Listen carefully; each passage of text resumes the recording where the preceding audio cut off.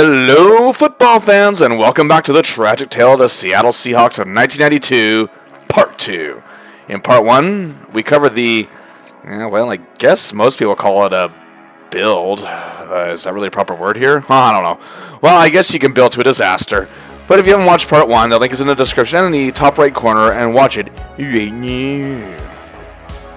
But to quickly sum it up, the Seahawks, as entering the league in 1976, have fared a great deal better than their expansion counterpart that year, the Tampa Bay Buccaneers. It looked like in the early to near mid-'80s that the team was nearing Super Bowl contendership, and they had great talents on offense such as quarterback Dave Craig, running back Kurt Warner, and wide receiver Steve Largent. On defense, they had such talents as defensive lineman Jacob Green, defensive back Dave Brown, and star safety Kenny Easley. Head coach Chuck Knox and GM Mike McCormick built a very formidable club, but playoff success was hard to find, and they did make the AFC Championship once, however, in 1983, but they haven't gone past the second round since, and as 1992 approaches, they're coming off missing the playoffs for the third straight season in 1991. Now, usually in those playoff losses through the 80s, they lost to teams that were actually better than them and went on to have great success making the Super Bowl. But the fact is, Knox was getting out-coached, and it seemed like much of the team just wasn't built to be champions. Consistency became a main issue. 3 or 4 players would be red hot, but then about 4 or 5 of their other key players wouldn't be at some point, and cooling off at crucial points of the season. It happens all the time in sports, but it seemed to be one of the things preventing Seattle from getting to that next step. Also, and I stressed this a lot in Part 1, is that they never really had a great consistent offensive line. There were years there where they were decent, but sure, and okay, yeah, I have to know fans overlook these guys, but they are a very important aspect of a winner. Another problem was the draft. Sure, McCormick and Flores, who now is the GM, Tom Flores that is, even have made some great picks even, but at times they have overlooked talents that could have made a bigger difference for the Seahawks, and again, it just sometimes came down to the luck of the draw, really, where what the Seahawks were looking for, someone that they were looking for was taken before that they could even get to their pick, but the thing is, the GMs never really made an effort to trade up. Sometimes it was just simply bad luck in placing, indeed. However, a new ownership regime took over under Ken Beering, who, just seemed very clueless as he took over in the late 90s. And as I prefaced, McCormick was let go after the 1988 season, as he took a lot of scrutiny for the controversial departure of Kenny Easley. But then Tom Flores, the man who turned the Raiders back into a threat in the 80s, was a huge part of Madden's staff in the 70s, took his first general manager's job in 1989 with the Seahawks, and to his credit, did draft the amazing Cortez Kennedy at defensive tackle, who is pictured here. But by 1991, the landscape of the game was changing. Knox was done as coach after 9 seasons, and so was defensive lineman Jacob Green and running back Derek Finner, and Dave Craig was done at quarterback after 12 seasons, despite leading the league in completion percentage, but injuries were starting to catch up. So the Seahawks had no coach, and really, do they really have much of a quarterback? Well, as the Seahawks are now left with Kelly Stouffer. First round pick of 1987 by the Cardinals, never played a single game for them due to contract negotiations, and joined the Seahawks as a backup in 1988. Since working as a second string QB under Craig, he hasn't really made much of a dent. He was 3-6 as a starter, 1,433 yards passing, just 4 touchdowns and 10 interceptions, and a 53.8 completion percentage. Some may argue he wasn't given much of a chance to be the number 1 guy. Well, it's because he never looked like he could be. However, on the other side of the coin, that was another problem that have led to the Seahawks to be marred in mediocrity these past few seasons: lack of player development. They have drafted many players who have potential, even obtained many. Some could just be not them realizing the said potential, some could be just outright busts, but as I say, they didn't make much of an effort coaching-wise with a lot of these guys either, and that's on the whole staff, not just the head coach. Also on the quarterback side of things is 1991 first-round pick Dan McGuire. Good news! The Seahawks picked him over Tom Marinovich. The bad news, they also picked him over Brett Favre. But at this point, McGuire could still have hope. He only appeared in 1 game, going 3 for 7 for 27 yards, no touchdowns, and an interception. Be it as it may, the Seahawks feel he will be the future star and being groomed to do so, but I wouldn't say the faith is very strong. The Hawks did have talent on offense, mainly of that of running back John Williams and receiver Brian Blades.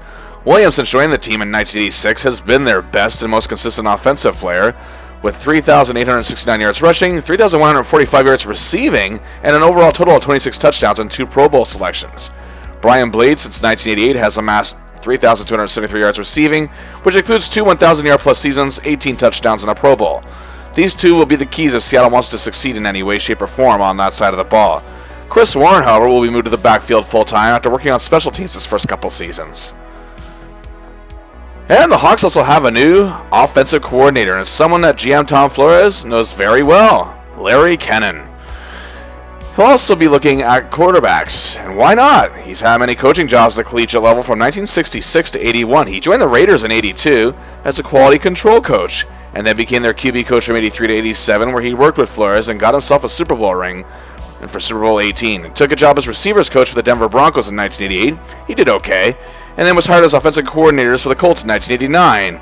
He did not do okay, but he kept the job through the 1990 season, where they ranked low in the league. Okay, he was let go without much of a fight.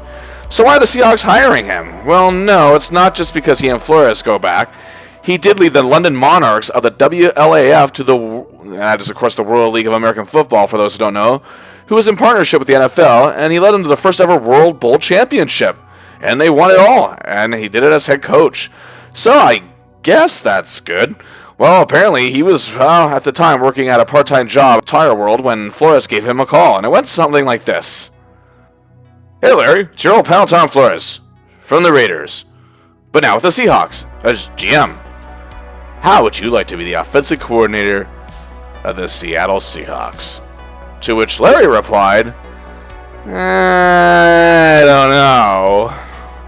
Flores then replied, what do you mean you don't know? This is your chance to return to the NFL.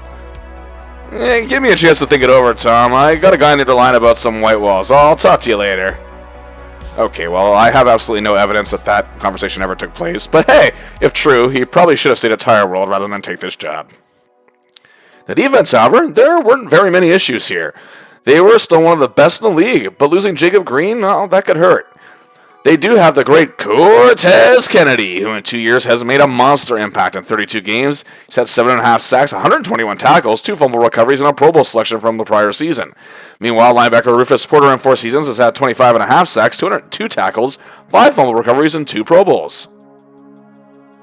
On the secondary, Eugene Robinson has been a driving force of this team for the prior 7 seasons. 22 interceptions, 593 tackles, 10 fumble recoveries, but yet is consistently overlooked when it comes to Pro Bowl selections. And joining him was a promising presence named Robert Blackman, who he adds depth to the secondary. On special teams, the Seahawks were pretty much covered as well. An excellent young kicker in John Casey coming off a great rookie year with 102 points and an 80.6 field goal percentage, which was 7th best in the NFL, and punter Rick Tuten, who settled into the Seattle lineup in the season during his first season there, booting 2,106 yards. And the Seahawks do have a new defensive coordinator, but someone they're actually very familiar with on the team. That's Rusty Tillman. He was a very popular fan favorite when he played for the Washington Redskins back in the 1970s for 8 seasons. But a couple years after his retirement, he took a job with the Seahawks and has been there ever since 1979, starting as their special teams coach. He actually held his position until his promotion this year. But he also took a position as linebackers coach in 1983, held that to 86, and has been the team's tight end coach from 1987 to 91. The players like and respect Tillman, and he's ready for the task. But the Seahawks need a coach, and Flores needs someone who can get results. In his 3 seasons as GM, they have not made the playoffs. He needs a man with great experience, winning attitude, and knows how to guide the team into triumph. So he makes a hire, and that man is Tom Flores. I mean, okay, honestly, on paper, this is not a terrible move, not even a remotely bad one. Hey, but well, as a reminder, with the Raiders, 83-53 record over 9 seasons, 2 Super Bowl titles. Even before that, was a receivers coach for the Raiders under John Madden for 7 seasons, and he got a ring as well. The man brings a lot of Super Bowl jewelry, plus a Coach of the Year award, but now Flores has the draft to worry about.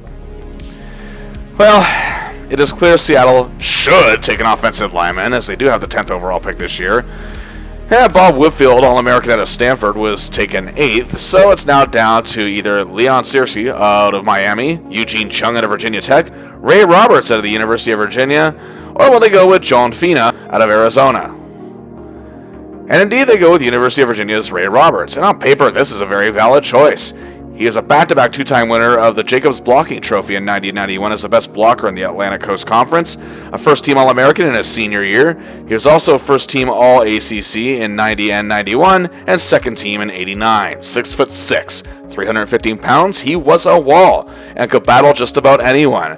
and he could be very key to building a formidable offensive line on this team at long last. The Seahawks traded their 4th round pick, however, to the New Orleans Saints to acquire Reuben Mays, a former star running back.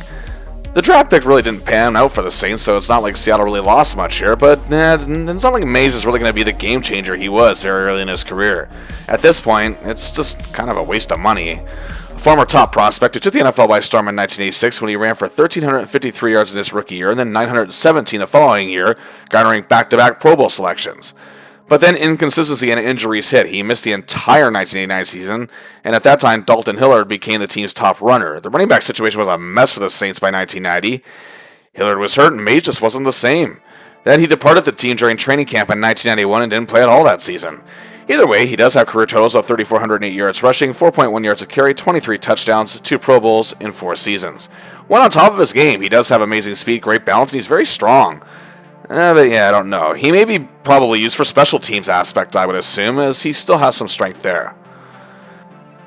They hope to add more depth to their receiving core by acquiring Rob Thomas from the Kansas City Chiefs.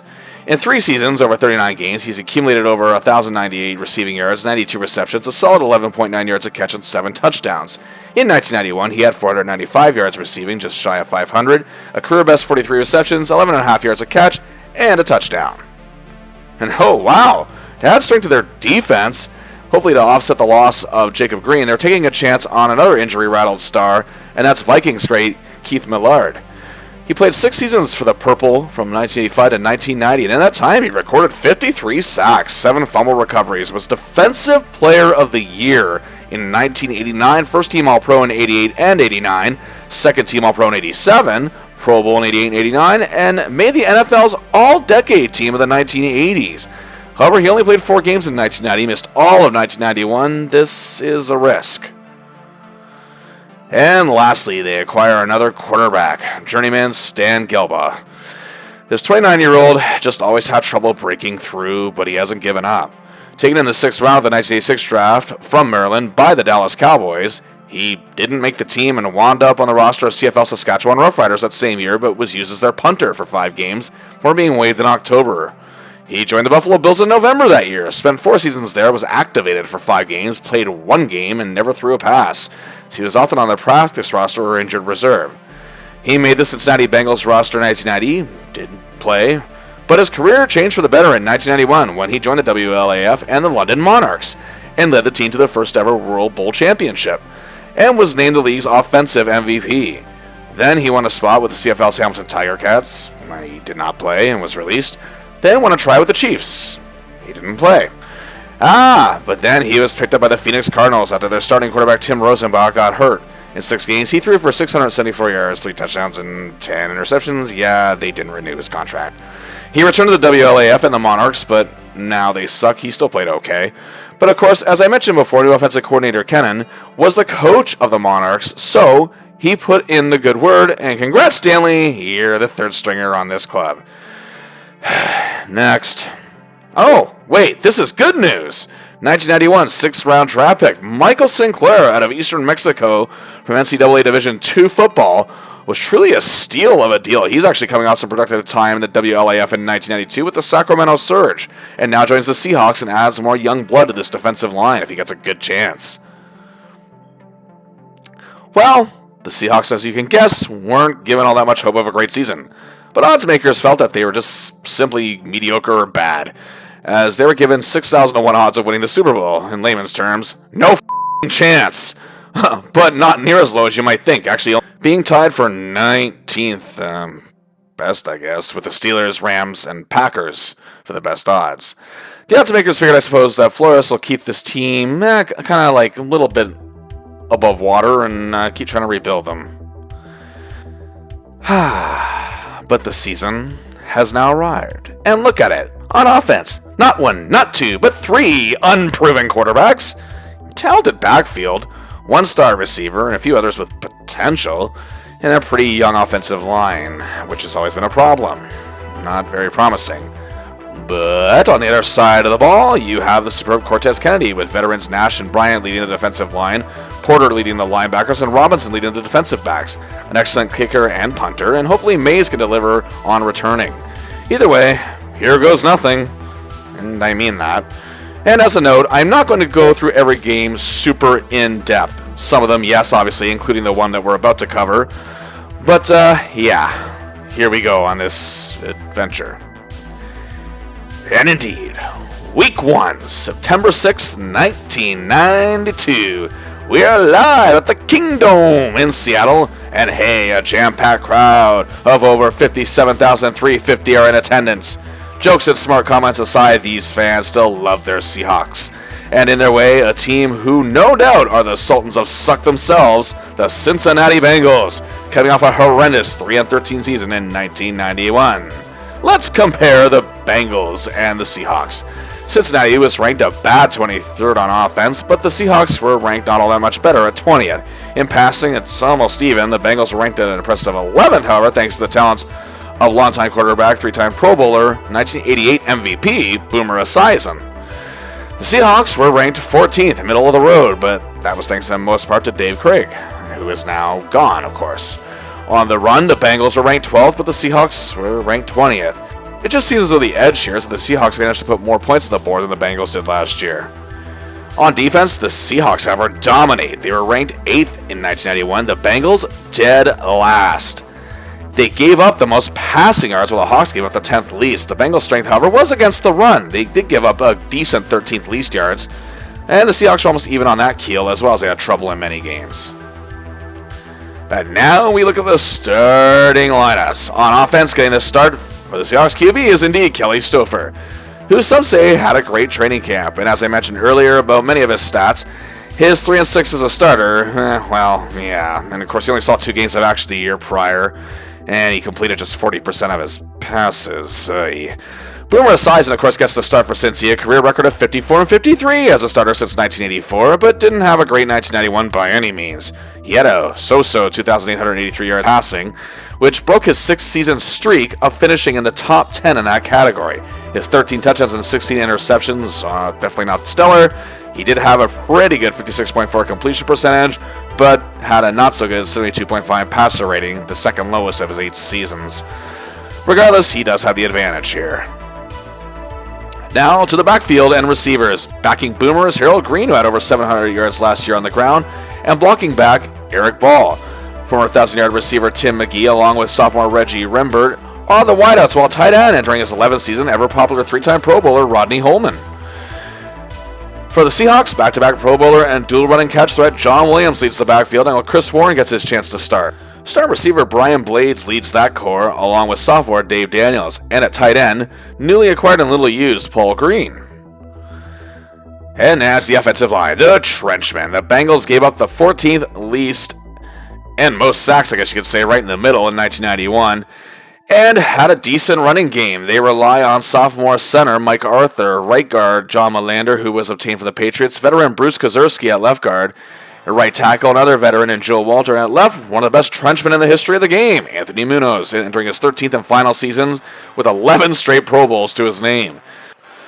For the Seahawks, who gave up the 10th most sacks in the league and actually only had Williams to rely on for blocking at sea most nights, their offensive line consists of Joe Toffelmeyer in charge of the snaps, Derek Brills, and Andy Hecker at the guard positions, while veteran tackle Ronnie Lee, the only man with vast experience on the line who joined the Seahawks in 1990, enters his 14th season but has been bothered by injuries and inconsistent play and has been mainly used as a backup.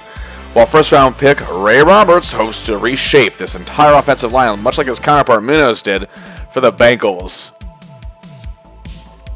Now to the other side of the ball. On defense, starting with the defensive line. As the Bengals start 3 up front, 2 defensive ends, sophomore Lamar Rogers, and former Seahawk Alonzo Mitz, who was primarily used as a backup during his time there, a 10-year veteran and 2-time Pro Bowler Tim Krumrie at the tackle position. For the Seahawks, in his 11th season, ever-popular fan favorite Jeff Bryant at defensive end, and the other defensive end is entering his 6th season with the Hawks, Tony Woods. He's a good hand, but hasn't evolved like many had hoped. At defensive tackle, of course, the awesome Cortez Kennedy leads the way after a sensational 1991 season. Joining him, veteran entering his 12th season, Joe Nash. This line is definitely more dangerous than the Bengals, but we'll see how they fare without Jacob Green. Now to the linebacking core, as the Bengals will start 4. On the left outside, first-round pick from 1990, James Francis, who they're hoping will break out. Ray Bentley at left inside, who just came over from the Buffalo Bills in 2 straight Super Bowl appearances. Kevin Walker at right inside entering his 5th season, and Danny Stubbs coming in from Dallas and has 2 Super Bowl rings with the Niners at outside right. And for the Seahawks, Terry Wooden entering his 3rd season has proven to be a solid tackler, while Dave Wyman enters his 6th season as a member of the Seahawks, and rounding up the core is the awesome 2-time Pro Bowler Rufus Porter. Again, the Seahawks seem to have the stronger core on paper.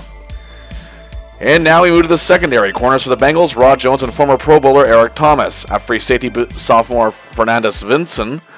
And at strong safety, Barney Boosie, who enters his 7th season with the Bengals. At the corners for the Seahawks, the mainstays Dwayne Harper and Patrick Hunter. At free safety, the ever-popular and underrated Eugene Robinson, who leads this core. At third-year strong safety, Robert Blackmon, who is evolving very nicely. The Seahawks check all the boxes on defense compared to the Bengals.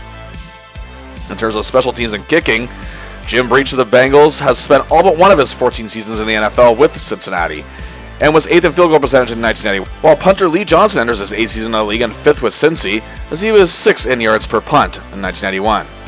John Casey is, of course, coming off of an excellent rookie year, as I mentioned, as he was 7th in field goal percentage, and punter Rick Tuten is 9th in the NFL in 1991 with yards a punt. And lastly, the coaches. Dave Shula, the 33-year-old first-year coach of Cincy, learned under his dad, the great Don Shula, in Miami as a quarterbacks and receivers coach from 82 to 88. Then he got his big break in a disastrous tenure as offensive coordinator of a sad Cowboys team for 2 seasons, and then came to the Bengals in 1991 as receivers coach, and will no likely prove this year that talent and coaching is not inherited. Anyway. And, the story for Seattle. Tom Flores, 83-53 coaching record, all at the Raiders. 2 Super Bowls as head coach, 80 and 83. 1 coach of the year in 82. Also collected a Super Bowl ring in 76 as a receivers coach. This will be his first game, however, controlling the sidelines since December 27, 1987. And now, we are ready for kickoff. The Bengals win the coin toss, and they choose to kick off. Johnson kicks it 73 yards for a touchback, and the Seahawks start at their 20. And here goes Stuffer. Takes the snap. It's up in the air for Daniels, and it's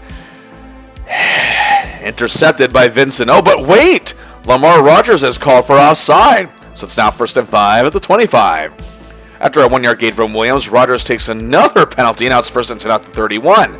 The ball is handed off to Warren 3 straight times for gains of 8, 1, and 5 yards respectively, bringing a fresh set of downs to their own 45.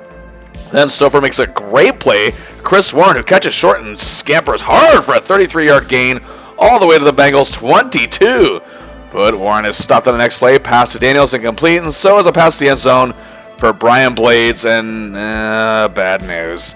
Blades takes a very bad fall, and he has injured his clavicle.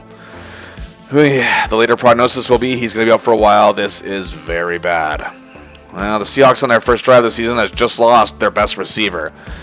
But the game goes on and play resumes, and John Casey kicks a 40-yard field goal, and the Seahawks lead 3-0. Pass the champagne. It's in the bag. The fat lady has left the building, or something like that.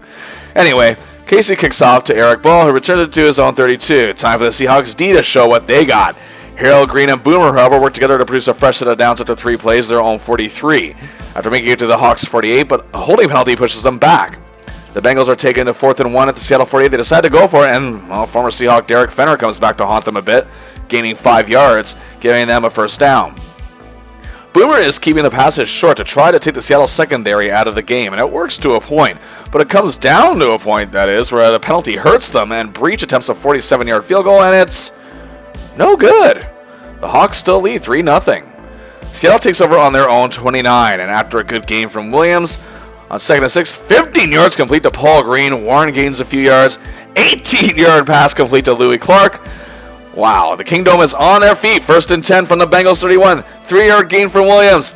Then Doug Thomas comes in and loses 3 yards. It's okay, they got this. Stouffer takes a snap. He looks and still looks, running further back and back. And will someone get open? Nope, he's sacked by Vincent for a 15-yard loss. And they're out of field goal range. Tuten can bury them deep with a punt. It's just a 29-yarder, however, but the Bengals will start from their 17. 2 handoffs to Harold Green for a combined 6 yards. That's the end of the first quarter. The Seahawks are still up 3-0. Stouffer is not playing all that bad, but can the Hawks stymie the Bengals' short game at this point? Second quarter begins. The Bengals are 3rd and 4 from their 23, but another short play gives them a first down, and a penalty makes it 1st and 5. Then the Seahawks defense comes alive, baby. And Harold Green takes it, but Terry Wooden stuffs him back. 5-yard loss, 2nd and 10. Penalty makes it 3rd and 15, but then Keith Millard, Jason Boomer, and the Hawks secondary, everyone covered. He's sacked. Yes, indeed. Millard gets the 11-yard loss and the sack. 4th and 26. Johnson has to punt from pretty close to his own end zone. He punts it deep, but Warren gets very little on the gain, and they still start, however, in great field position from their own 46. Warren goes to work. 3 straight runs of gaining 5, 4, and 3 yards for a fresh set of downs at the Bengals 42. Stouffer completes a nice pass to Clark at the 33, bringing up 2nd and 1. Then Warren gains 4 for a first down, and we're at the Cincy 29. Stouffer completes a short pass to Doug Thomas, and he's jarred by Francis. The ball comes loose. Bentley picks it up. Someone catch him. No, he runs all the way back for 75 yards for a touchdown. Yeah. As the Seahawks offensive line is about as good at tackling as they are blocking. And the Bengals, just like that, well, they lead 7-3 after Breach's extra point. The Hawks could be up by the most 17-0 by now, or at the very least should be up 9-0. But, yeah, they trail by 4. Well, shake it off, boys. Lots of time. Come on, Seagal cheerleaders. Rally them into this game. And Johnson kicks off. 70 yards to Doug Thomas. And fumbles. Where did this loser come from? Oh, Clemson. Well, that explains it. Anyway, Warren recovers it, and the Hawks start at their 3. Warren makes 2 carries for combined 9 yards, and Williams carries their 3rd and 1, and down at their own 15. And then Stouffer passes to Williams and complete. Warren gains 2. Then Williams busts through for 13 yards on 3rd and 8. And we are at the Seattle 30. Smart and strategic here and killing some time. A defensive holding call, however, moves the Hawks to the 35. Another penalty moves into the 40. Yes, folks, this game is every bit as exciting as it sounds. I'm trying here. Give me a break. Stouffer completes a pass to James Jones for 7 yards for a first down. 1st and 10 at the 47. Short pass to Green. Only gets a yard. And Ruben Mays makes his debut for the Hawks coming into the game. And hey, he gains 6 yards. And that's because of a holding penalty, and that whole play is negated. Now it's 2nd and 19. Stouffer barely has any time. He's sacked by Lamar Rogers. 3rd and 25, incomplete pass, Hawks punt, Tootin, however, boots it 40 yards, and it's out of bounds. So the Bengals, however, still will start at their 28. Boomer completes 2 passes to Holman for 10 and 11 yards each. They are already near midfield as the secondary just seems baffled to hit this drive. However, Holman can't catch the next pass, and then Harold Green takes the carry up the middle, but hello, Mr. Woods, good day, Mr. Bryant. They drive him down for a 2-yard loss. Big play. But then they take a too many men on the field penalty, but I'm guessing it was just likely Coach Tom Flores trying to get a hot pretzel. Anyway, Boomer completes a pass to Pickens, but Dwayne Harper makes an excellent play. Keeps him from the first down marker, 2 yards short. The Bengals attempt a 48-yarder, and the field goal. Breaches kick is up. No good again. Yes, folks, the excitement continues as the Hawks trail by 4 with 1:29 left in the half. Can Stouffer work that magic that he is not at all known for? But let's see if he can do it anyway. Williams takes a handoff. Loss of 3. Stouffer throws it to Williams' feet. Next pass. Williams catches it, but just gains 7. They kill a whopping 40 seconds in 4 plays, and Tootin punts it an excellent 50 yards. The Bengals start on their 28 again. 2nd and 8. Harold Green sees a hole and takes off. Oh no! Hunter catches up to him, but the damage is done. He gained 52 yards. They're out to the Seattle at 18, 1st and 10, but Boomer throws it in completion. Seattle secondary is staying on their game. 2nd and 10, and intercepted by Brian Davis. He returns at 36 yards to the Seattle 47. The Kingdom wakes up from their board-induced comas, but there's only time for one play, and Stouffer throws a dud. But either way, it's still anybody's ball game. 7-3, the Seahawks trail the Bengals at the half. Now let's look at the stats.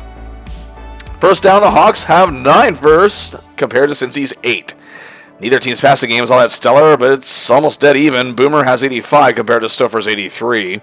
The Bengals went out in the rushing. Well, that's only mainly because of the big 52-yard run that didn't lead to anything. They have 87 yards compared to 62 for Seattle. Each team has committed a turnover. One led to the Bengals touchdown. The other avoided a Bengals touchdown, likely, thanks to the Hawks. The Hawks, however, have given up 2 sacks that they've gotten 1. And in time of possession, the Hawks have dominated, but have done very little with holding it. For nearly 19 minutes, the Bengals had just over 11. Yeah, I know what every viewer watching the game is thinking, the same thing as I am. Is there a rerun of Roseanne on somewhere? Anyway, on to the 3rd quarter. Anyway, the Bengals receive the kick to start at their own 20. Boomer moves the ball on short plays and gets a fresh set of downs, but a penalty makes it 1st and 15. And all of a sudden, it's 3rd and 6 later when a pass to Holman fails thanks to a great play from Robinson. And the Bengals punt, and the Hawks start their own 17, and hey, Warren picks up 2. Williams picks up 3 on a short pass. Stouffer sees Thomas. Nope. 3 and out, punt. Tootin boots at 42 yards. The Bengals start their own 44. 2 carries by Green combined for 7 yards. Incomplete pass, thanks again to Robinson breaking it up. 3 and out, Bengals.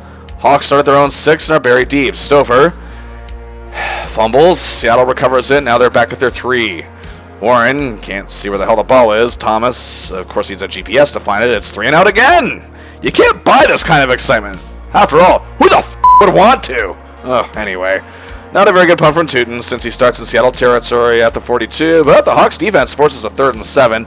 And then Cortez Kennedy, who has been quiet this game, is in Boomer's face as soon as the ball is snapped. And boom goes Boomer. And Kennedy nails him for the sack, but wait! Fumble! Millard pounces on it, Seattle ball! The fans have woken up again. The Hawks catch a break, and Hayes Stouffer gets sacked again, and they go 3 and out. I will say the highlight so far is the Hawks defense, at least on their side of things, as they caused Cincy to make it 3 and out again. Robinson and Blackmon really on top of things today. Seattle gets the ball back, and they catch a break with a pass interference call against the Bengals to get all the way down to the Cincinnati 36 for 3rd and 1, take a holding penalty, and can't even get a field goal. Cincy again has the ball, and Boomer moves the ball smartly. Hawks take a load of dumb penalties, and third quarter comes to an end still. 7-3 Bengals with the ball at midfield. So now the fourth quarter. The Bengals clinging on to their 4-point lead. More short plays, more dumb penalties. And the Bengals get a 1-yard touchdown run from ball. Extra point is good. They are the team. First and a half possession in the red zone all day. 14-3 the Bengals lead. They killed close to 7 minutes on that drive. That's where Boomer really is smart. There's still time, but the Hawks gotta move and move fast. And they're starting at their own 10. And hey, Thomas caught one all right for 9 yards. I think I'll wet my pants in excitement. Mays gets his first official carry as a Seahawk. Gets the first down with a 1-yard plunge. Fresh set of downs. Stouffer finds Clark 12 yards out, then finds him again for 13. And then the next 2 passes also to Clark are incomplete. 3rd and 10, Seattle 45. Stouffer takes the snap. He waits. Waits again. Here come the Bengals. He runs back, looking for an open man, and back, and for God's sake. Yep, he's sacked by Williams, and he fumbles for the second time today. And since he returns it all the way for a touchdown, this one 27 yards by Vincent. Point after is good. 21-3 Bengals, 8:17 to play. But hey, the Hawks aren't quitters. Stouffer gets back to work. Nice little 3-yarder to Williams. 2 straight incompletions to Clark, and 3 and out. And Cincy is simply trying to kill the clock. 3 straight hitouts to Green for 8 yards combined. They punt, 5:07 to play. But Johnson actually shanks this punt. It's just 11 yards, and there's still time as the Seahawks start from their own 41, but they have to move very quick. And on 2nd and 10, wow, Thomas is totally redeeming himself. 19-yard catch down to the Bengals 40. Then Jones gets 9 yards on a catch. Williams gets 9 on a carry. First set of downs at the Cincinnati 22. Make something happen, boys. But Stouffer throws 2 bad passes, and then 3rd and 10 is sacked for a 9-yard loss. And Andy Heck takes a really dumb unnecessary roughness penalty. What a maroon. All the way back to the Cincy 46. They had to go for it on 4th and 34, and Stouffer is sacked again. Turnover on downs. The Bengals kill the clock, and it's game over. 21-3 loss. Basically, it was a battle of who sucked less, and it just happened to be the Bengals. What a completely dead game, and a contest forever immortalized as the bland leading the bland. And the numbers show it. Neither team was impressive offensively whatsoever. The Bengals just didn't make as many costly mistakes as the Seahawks. Whereas Seattle's 2 fumbles that led to a return for touchdowns did them in, blowing it in Cincinnati's territory. And, yeah, oh boy. And again, other than that 180-yard drive for the Bengals, Seattle's defense actually played very well here. Each team is dead even with 18 first downs. Neither QB was impressive through the air. But Seattle actually won that battle, but that's like saying the napkins are good at a bad restaurant. The ground game, thanks in large part to Green, was dominated by the Bengals, 167 compared to Seattle's 92. Yep, 3 turnovers given up by the Seahawks, 2 of those costly fumbles, and one on downs in their last drive. They did snag an interception that avoided another touchdown. Stouffer got sacked 6 times. This offensive line stinks. The Hawks got, however, 2 on Boomer. Stover's totals were 15 for 33, hey, for 172 yards, 0 touchdowns, and oddly enough, no interceptions. Not a great game, but certainly not even the outright disaster many were actually predicting. The major highlight on offense was Louis Clark, who he did make some great catches and plays with 5 receptions for 69 yards, averaging close to 14 yards a catch, and will have to be one of the guys counted on to take the place of Brian Blades until he can return. But no doubt the defensive player of the game was Keith Millard. Wow. 2-time Pro Bowl tackle, garnering a sack and a fumble recovery, and he got the fumble recovery off of Kennedy's sack, and he also played a beauty. Eugene Robinson and Fred Blackmon were giving the Bengals receivers headaches the whole game, but this would actually be just one of 2 games Millard would play for the Seahawks, so much so I can't even find a picture of him playing for them. He'd get hurt, drop by the team, played against the Packers, got hurt, dropped by them, but at least he had one more season with the Eagles where he managed to play 14 games and played pretty decently, retiring after the 1993 season. Anyway, let's get to week 2 if we dare. Oh boy! Kansas City, here we come. On a warm September 13th afternoon at Arrowhead Stadium, the Chiefs await the Seahawks. Now, the Chiefs are a rising club, and they do have very strong offensive weapons and a very good defense. But do we remember who the Chiefs' new quarterback is? Yes, indeed, it's Dave Craig, the man who spent 12 seasons in Seattle. He had a total in his time there of 26,132 passing yards, 195 touchdowns compared to 148 picks, 58.6 completion percentage, 82.3 passer rating, and a record of 70 and 49 as a starter. He was top 10 in passing yards 3 times, top 10 in passing touchdowns 6 times, and that was consecutively from 1984 to 89. He led the league in completion percentage in 1991, his last year with the team, and top 10 5 other times. And he was top 10 in passer rating 6 times and a 3-time Pro Bowler. In his first game out of a Seahawks uniform in Week 1 for the Chiefs, he didn't really have a great debut, albeit not a terrible one whatsoever. He went 15 for 25, threw a pick, and totaled 154 yards, but didn't get any touchdowns, as it was mainly the Chiefs' defense and special teams were the primary reason for their 24-10 win over the Chargers in Week 1 in San Diego. But today, it's mentor versus protege. And just 139 into the game, Craig makes a 72-yard pass to J.J. Burden and a touchdown, and it already looks bad. It took Stouffer literally 4.5 minutes to move the ball on the first drive, 16 net yards total. But the Seahawks defense stepped up, and both Cortez Kennedy and Jeff Bryant sacked Dave Craig, and Stouffer can't get the ball moving at all. But actually, at this point, neither can Craig. But on a drive ending the quarter and going into the second, Stouffer has a beautiful drive, probably the best drive of his career so far. 7 for 7, 58 yards. Warren and Williams with key plays on the run. And he gets his first touchdown pass of the year, 3-yard strike to Paul Green, and the game is tied 7-7. The Hawks defense makes it 3-and-out, but they can't capitalize. The Chiefs went to their ground game, trying to wear out the powerful Seahawks defense, and it led to a 10-7 lead for the Chiefs on a field goal. The Seahawks, however, go 3-and-out. Craig's 38-yard pass to Willie Green gives them another field goal with no time remaining in the half. 13-7, Chiefs lead. The game is still within reach, however. Yeah, but no. The second half, the Hawks only got as far as the Kansas City 47. Gave up their 3rd turnover touchdown of the year as Lonnie Maris intercepted Stouffer and returned it 36 yards. So, Stouffer in this, 5 of 17 in the second half. Chiefs win 26-7.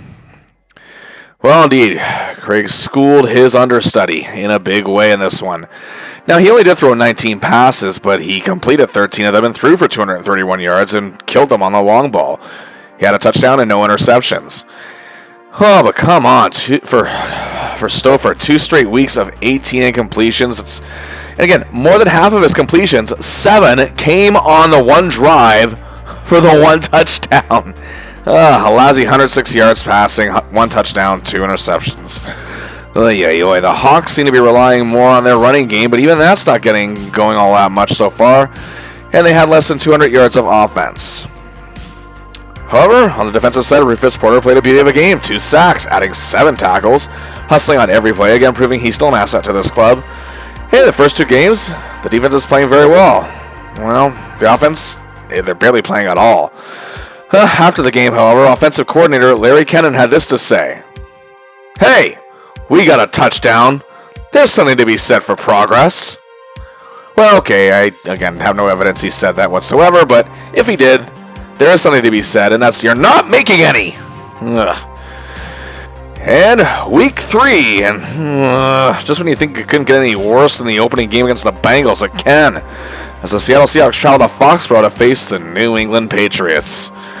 After starting the season with a bye week, the Pats were shut out by the Rams, who themselves aren't much better than these two.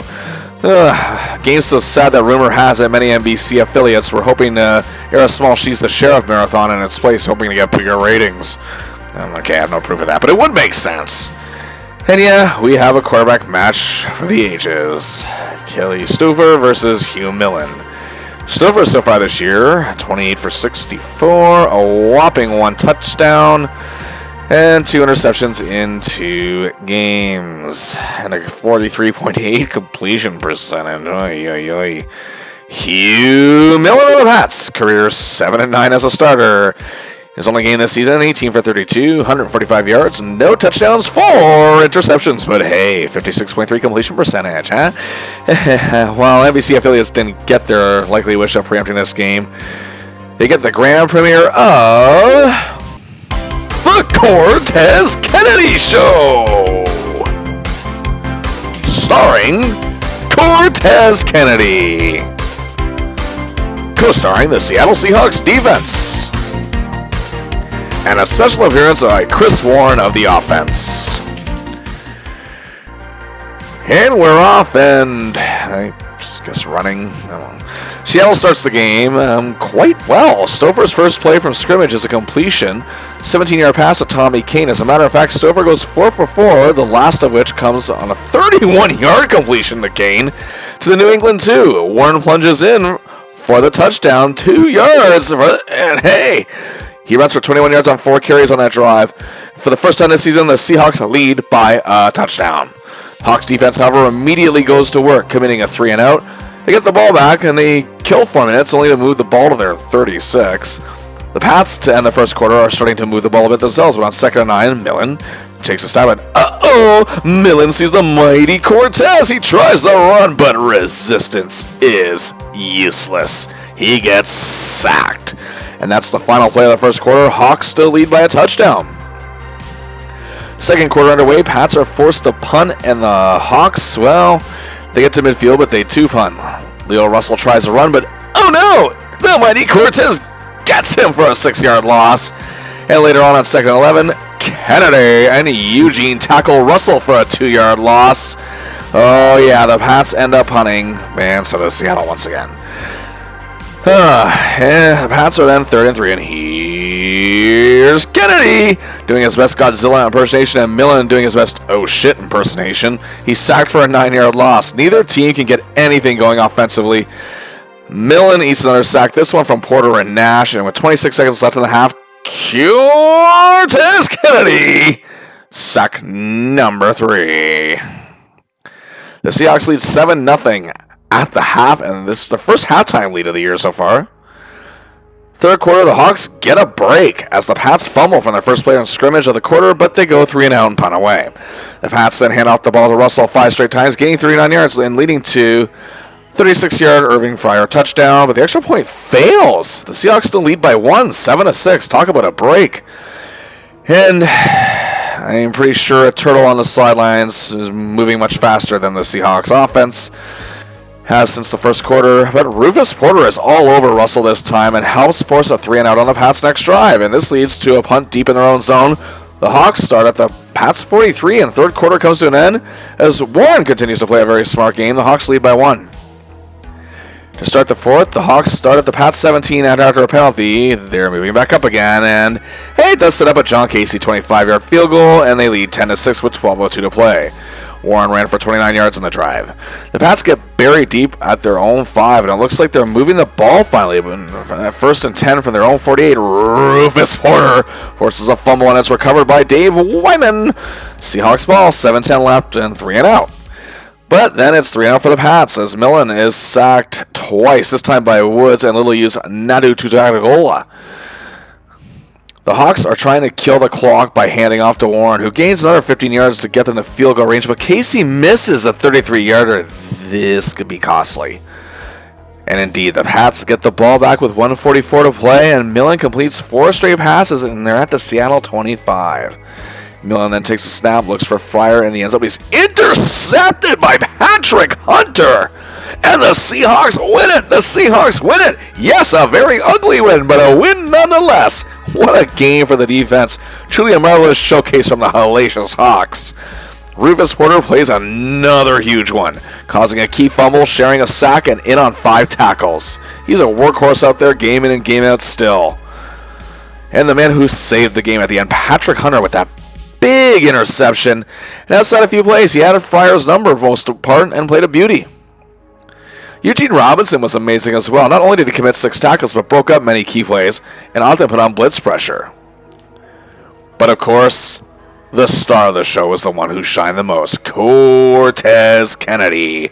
3 sacks, 4 additional tackles, a brilliant game. It seemed like every play he was close to Millen and caused him to make several mistakes, so much so that the image of Kennedy is probably embedded in his brain for the rest of the season. A huge game for the big man. So much so, Kennedy was named the NFL's Defensive Player of the Week. While Seattle's offense is about exciting as watching fingernails grow, Chris Warren should get a credit. He was the exception and played a superb game, rushing for 122 yards on 24 carries and getting the lone touchdown, and key on moving the ball and running the clock the whole game. And hey, kudos to Kelly Stouffer, who gets his 4th career win and completed half his passes. Yay! Can the Hawks keep this momentum up? Well, it's not going to be easy. They return to the Kingdome with a crowd of close to 60,000. Obviously psyched about the big win streak as they host the 2-0 Miami Dolphins. And they are a team determined to get back into playoff contention after missing the postseason last year. Their high-powered pass attack will certainly be a threat. A highly improved defense. The Dolphins also have one of the best offensive lines in the league. This will be a huge test for the front defensive core of the Hawks. And of course, when you say Dolphins and pass attack, yep, you know we're talking about this guy, Dan Marino. In 2 games this season, he has 545 yards passing, 3 touchdowns, 1 pick, and a huge 63.9 completion percentage. Oh, yeah. This is only his 2nd regular season meeting with Seattle. The other was in 1990, where the Dolphins won. And against them in the playoffs, he's 1-1. Here we go. Game time. The Seahawks, however, have been dealt a blow, as Robert Blackmon will miss this game. It'll be the only game he'll miss, thankfully, something Marino, however, can capitalize on. The Hawks start with the ball, but only move at 26 yards, as Stouffer has the ball taken out of his hands. Yes, literally taken right out of his hands, and the Dolphins take over, and kicker Pete Stoyanovich hits a big 53-yard field goal, as Kennedy and Robinson, however, put them in a 3-and-out. The Hawks proved to be good at killing the clock, but only moved the ball so much. They moved it 32 yards. Stouffer completed 4 of 5 passes, but they were forced to punt. The Dolphins seem to be utilizing their running game, as Marino is trying to avoid the Hawks' pass attack, but they go 3-and-out and punt. The Hawks, however, got the ball back in good position on their 37, and Warren would make runs of 2, 11, and 6 yards to end the first quarter. To start the second quarter, the Seahawks have hit the Miami 44, and a pass to Mays to the Miami 37 gets them a fresh set of downs. A completion to Clark as well, and a run by Warren makes the first attempt at Miami 26, and on the next play, Stouffer makes a beautiful pass on a picture-perfect pattern to Clark. Touchdown, Seahawks! Casey's point after is good. They take the 7-3 lead. Cortez Kennedy continues to stymie the Dolphins' running game and put pressure on Marino.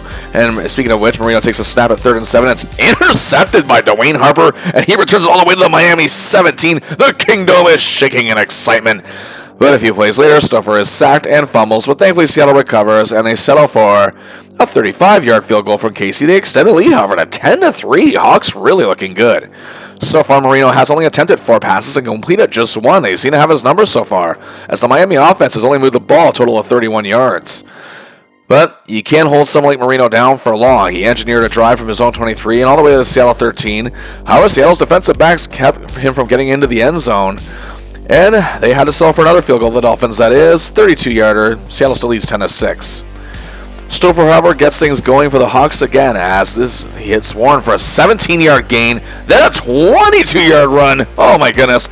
They are down to the Miami 11, then Stouffer is intercepted by Brian Cox. Well, that ends the half, but Seattle still leads 10-6, and despite some bad plays, they're looking probably the best they have all year so far on offense. We start the third quarter, and Miami has the ball. Marino throws an incompletion. Kennedy drops the runner for a loss. Then Marino is intercepted by Eugene Robinson at midfield. A huge break for the Hawks. But they go 3 and out, and Tuta makes a bad punt, and Marino does his thing, kills over 6 minutes, gets down to the Seattle 11, but a clutch play from backup Derek Dodge, resulting in a 9-yard sack. Makes the Dolphins again have to settle for a field goal, but now they've closed the gap to 10-9. The Seahawks really need to retake control here, as they're in danger of letting this one slip away. On the next drive, 3 and out again, but at least Tootin gets a good punt away this time. But Marino is still smartly moving the ball as the third quarter comes to an end. To be in the fourth, Miami was still moving the ball. They get all the way to the Seattle 9, but they settle for another field goal, their fourth, but now this one gives them the lead, 12-10. This is not good. Stover in the offense, again, they were playing pretty good in the first half. Now they can't get anything going. Seattle starts the next drive on their own 17, and on 2nd and 10, the offense wakes up a bit of Stover hits Clark for a 19-yard catch, but they only get 5 yards further and punt it away. On 2nd and 8 for the Fish, Marino throws to Tony Page, it's intercepted by Terry Wooden, and they get to the Miami 6. And if the Seahawks can't capitalize on this, they should put their training wheels back on their bikes. Anyway, 3rd and goal from the 4. Hand out to Williams, who scores the touchdown. Point after is good. The Seahawks are back in control, leading 17-12. Just under 10 minutes to play.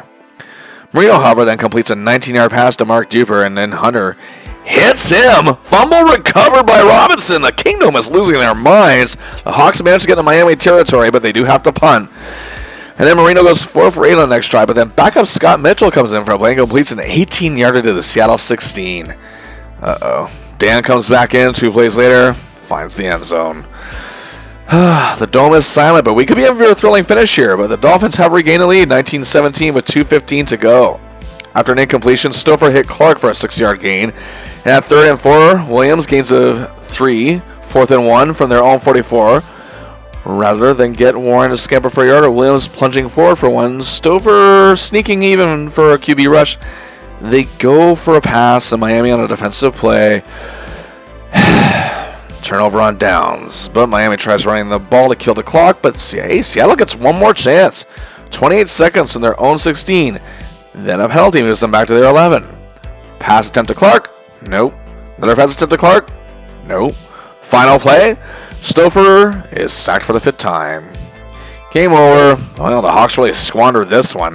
This would have been their best chance all season to really get any momentum going.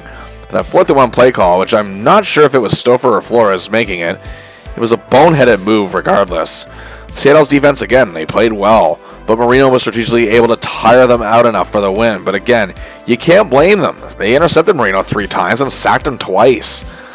The crazy thing is, the 221 yards by the Hawks on offense was the best they've played so far offensively this year. But, Stover progressed, completing just above half his passes now. Hey, something to be said for progress, right? Hawks fall to 1-3.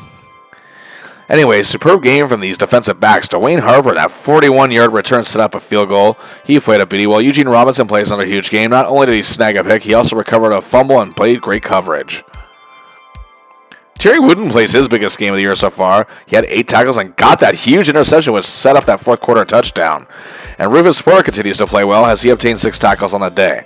Other notable performances were Cortez Kennedy, again in Marino's face all day, even if he didn't get a sack, and he got 2 tackles for losses on the Dolphins' running game. On offense, Warren Clark played pretty well. Next. Week 5, October 4th, they take a trip to a team even worse than they are. Division rivals, the 0-4 San Diego Chargers, a team who hasn't made the playoffs since 1982. Much like the Seahawks, however, they rely on defense. And the Seahawks' weak offensive line will have to fear Leslie O'Neal, a defensive end who has 2 sacks so far this season and 15 tackles, can add pressure on almost every play. Then at linebacker, 30-year pro Junior Seau, really breaking out this year, 21 tackles plus an interception and 1.5 sacks.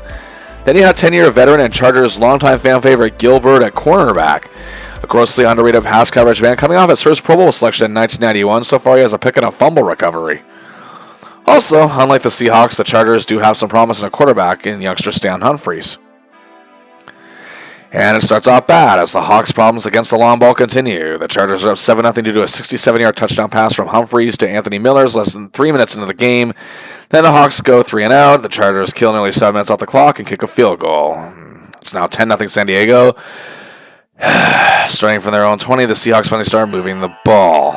And by the start of the second quarter, they're at the Chargers 36. Then on 3rd and 1, Stouffer runs 5 yards for a first down, but he takes a nasty hit and he leaves the game for a bit.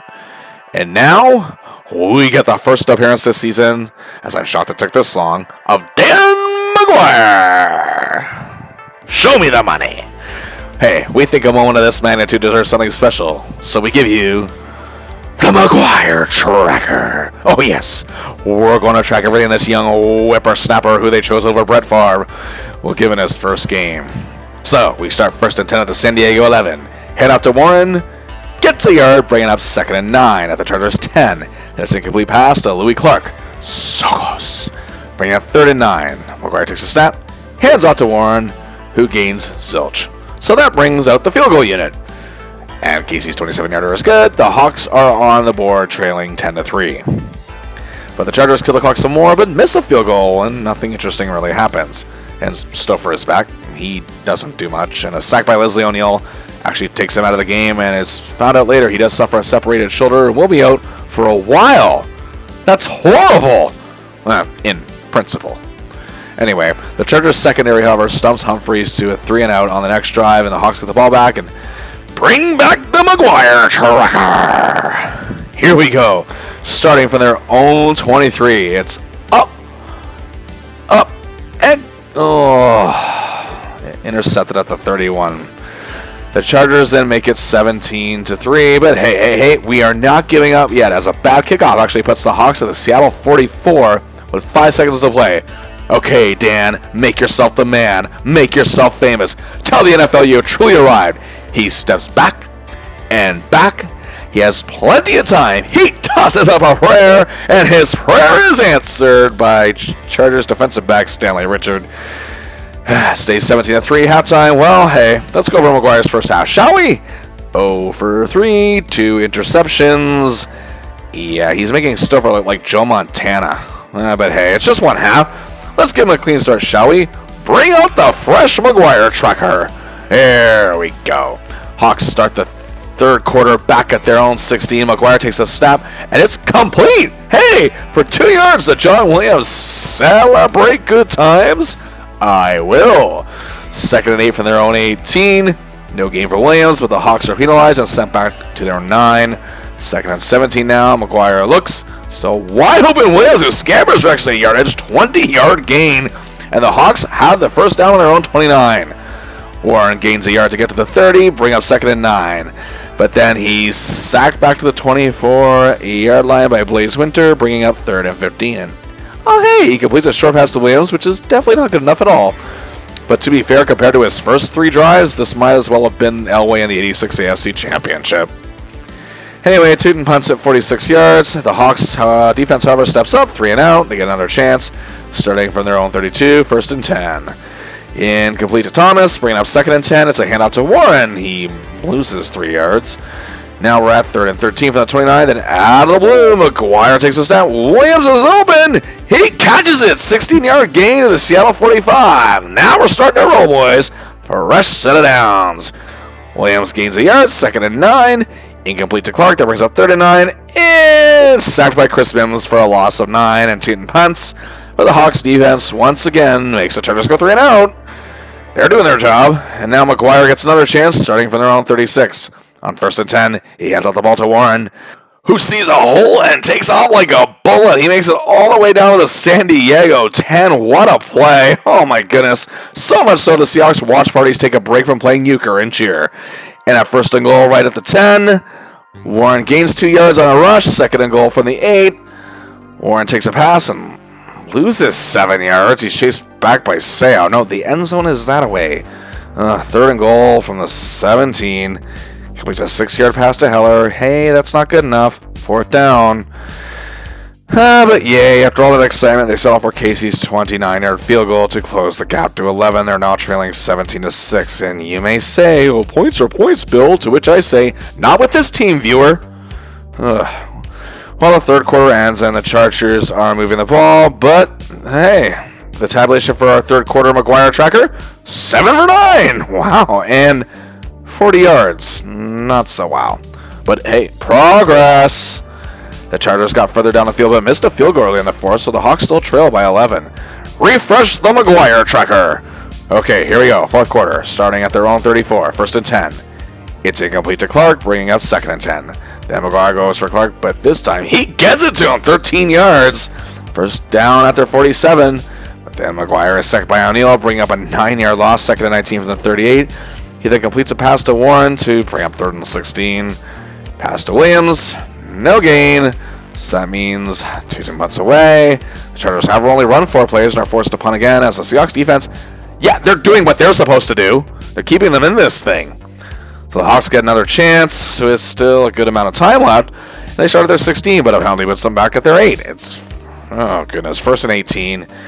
Warren gains 2 yards, makes it second and 16. Then McGuire goes up for a pass and completes a 10-yard pass to Clark, bringing up third and 6.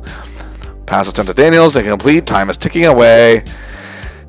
2 punts, and yet again, the Chargers are held to just 5 plays, but they kill nearly 3 minutes off the clock. 3:26 to play. The Hawks are buried deep at their 5. Warren gains 4, bringing up second and 6. The Hawks gain another 4 as McGuire completes a pass to Clark, third and 2. But then he's incomplete to Clark, fourth and 2. They have no choice but to go for it. So fourth and 2, handoff to Warren. 5-yard gain, first down Seahawks, but they need to hurry. So McGuire takes a snap. He looks. He bumps it all the way into San Diego territory. Wow, seeing Doug Thomas. And he's intercepted by Donald Frank at the 34. Yep, the Chargers run out the clock. The Hawks get the ball back. McGuire actually runs for 11 yards. But the last 2 plays are ruined by penalties. By this frustrated bunch, they slip to 1-4, and the Chargers get their first win. But hey, McGuire, let's see how our boy did overall, shall we? 12 for 21, 70 yards, no touchdowns, 3 interceptions. But hey, there's a lot to be said for... Oh, to hell with it. Let's just go to week 6, shall we? Can it get any more difficult? Yep, it's the 3-1 Dallas Cowboys, and yep, it's those Cowboys. You know, Jerry Jones owned, Jimmy Johnson coached, police monitored 24/7. Yeah, well, despite coming off a terrible loss to the Eagles, they're ready to rebound, and this is probably the tune-up game they need. Their offense is just plain psychotically good. Troy Aikman, 3-1 starting all 4 games this season. 7 touchdowns, 5 interceptions, 58.4 completion percentage. And in the backfield, the one and only Emmitt Smith, 408 yards rushing, averaging over 100 yards a game, averaging 4.3 yards a carry, and 3 touchdowns. But Aikman's number 1 target on the throw is the playmaker, Michael Irvin, 477 yards in 4 games, 21 receptions, 22.7 yards a catch. Ridiculous. He has 4 touchdowns. Despite a rough night against the Eagles, Dallas has one of the best offensive lines in the league, led by nasty Nate Newton, 6'3", over 330 pounds in his 7th season. And hey, our hero Dan McGuire gets his first start of the season.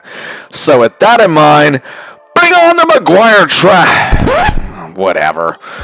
You know, I think you have a pretty good idea, pretty good guess already how this went down. Look, the point of covering bad teams on this channel is to have a little fun with it. But with games like this, I just be insulting your intelligence. You know, the Cowboys dominate 27-0. McGuire was, and then he got taken out of the game, got hurt. Gelbaugh made his long-awaited, yes, Stan Gelbaugh made his long-awaited debut and did not play well. As a matter of fact, the whole damn Seahawks offense was so f***ing bad that the Dallas Cowboys cheerleaders moved the ball more than they did. Yes, this is what happened. Total net yards, 62. Dallas had more than that by 2 minutes into the second quarter. A whopping 6 first downs. Yes, 6. Dallas had that before halftime. 3 turnovers that led to 17 points, including 1 pick return for a touchdown. The offensive line of the Seahawks, affectionately known as the Swiss cheese core at this point, gave up 7 sacks. Hawks reached the red zone once and missed a field goal, and only hit Dallas territory the whole game twice. Yep, this is the QB core they were relying on. McGuire was 5 for 9, 46 yards, and, well, nothing else, except a fumble early on in the game, and yeah, he got banged up pretty good and never took a snap the rest of the season. Gelbaugh, yep, his monstrous debut, 3 for 10, 33 yards, and a pick. No, we will not be doing a tracker for him. The score should have been double this, believe me, but once again, the defense.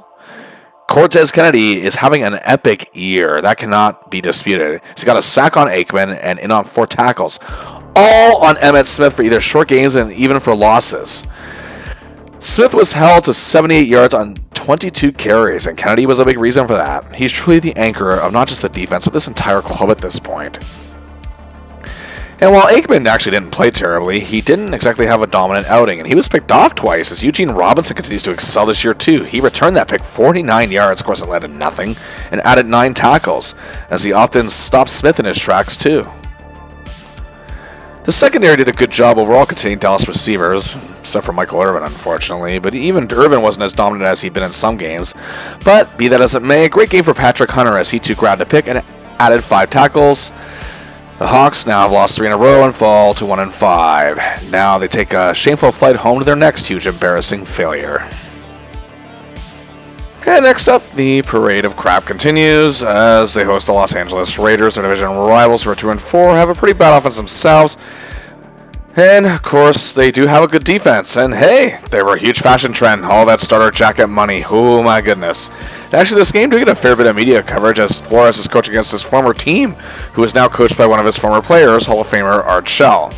The Raiders are actually coming off a huge 20-3 upset win over the Buffalo Bills, and veteran defensive lineman Howie Long, yes, that Howie Long, had 2 sacks on Jim Kelly, as the Raiders defense had 5 total, while corner Terry McDaniel had a pick and returned at 46 yards and 9 tackles, and was key in stopping star running back Thurman Thomas. This defense could mangle the Seahawks offense, but the Seahawks defense could do some damage here against the Raiders' weak passing game. Gilboa gets the start, and the first quarter, well, Seattle, 1 first down. Gilboa fumbled on the opening drive, and they lost 35 yards as a result, bringing up 3rd and 45, where he handed off the ball. Cortez Kennedy garnered 2 sacks, however, and it was 0-0 after 1. Seattle managed to get 2 first downs in the second quarter. Raiders garner a touchdown, field goal, safety, 12-0 lead. Gilboa has actually made some good throws, but again, the elusive red zone might as well have a force field around it. Let's check out the out-of-town scoreboard this halftime, shall we? And, whoa, hey, there's some interesting stuff happening in the 4 o'clock games.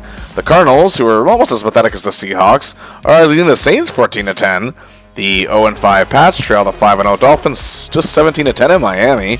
The Rams and Giants, well, neither are very good, so you need to at least be having an interesting game as the Rams tightly hang on to a 14-10 lead. And, oh boy, the Niners are humiliating the Falcons 42-10.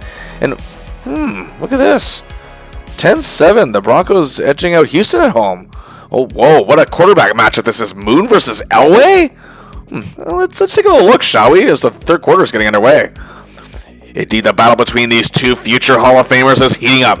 Elway is not as dominant himself in the first half, however. He's 5 for 10 for 57 yards with no touchdowns, with no picks either. However, running back Gaston Green is playing tremendous. He had a 67-yard touchdown run. Moon, on the other hand, has controlled the ball quite well. 11 for 17, 151 yards, a touchdown, and no picks. This could get real interesting. The Oilers are 4-1 going into this game. The Broncos are 4-2. Elway and the Broncos start with the ball, and Green takes the handoff and gets 3. But Elway throws an incompletion and then gets sacked by Ray Childress for an 8-yard loss. The Broncos punt away, and Moon goes to work. But the Broncos respond with a sack by Fletcher and Cragen for a 3-yard loss. 2nd and 13, Moon takes the snap and throws a beanie to Curtis Duncan for 20 yards, all the way to the Denver 35. But the Oilers on the next play fumble but recover the ball and lose 2 yards. 2nd and 12, Moon makes a great throw to Haywood Jeffries, and it's a 10-yard gain. 3rd and 2, and Lorenzo White carries the ball 3 yards to the Denver 24. Then White gains 5 and bringing up 2nd and 5. Moon completes another pass to Jeffries, gaining the first down, and a face mask penalty against the Broncos moves them further to the 9. 1st and goal, Moon completes a short pattern to Duncan. It's 2nd and goal from the 5. Moon throws his first incompletion on this drive. But then on the next play, 3rd and goal, he takes a risk, hands out to White, who scampers in for the touchdown. Del Greco's point is good. 14-10 Houston. 52-yard drive. Moon was 4 for 5 for 39 yards. White had 3 carries for 13 yards and a touchdown. Denver needs to respond. Elway definitely needs to step up here. Denver starts at their 19, but throws an incompletion. In 2nd and 10, Sammy Smith runs up the middle for 8 yards, bring up 3rd and 2. Smith carries again, gets 3 yards for the first down on their own 30. Smith carries again for 5 yards, bring up 2nd and 5.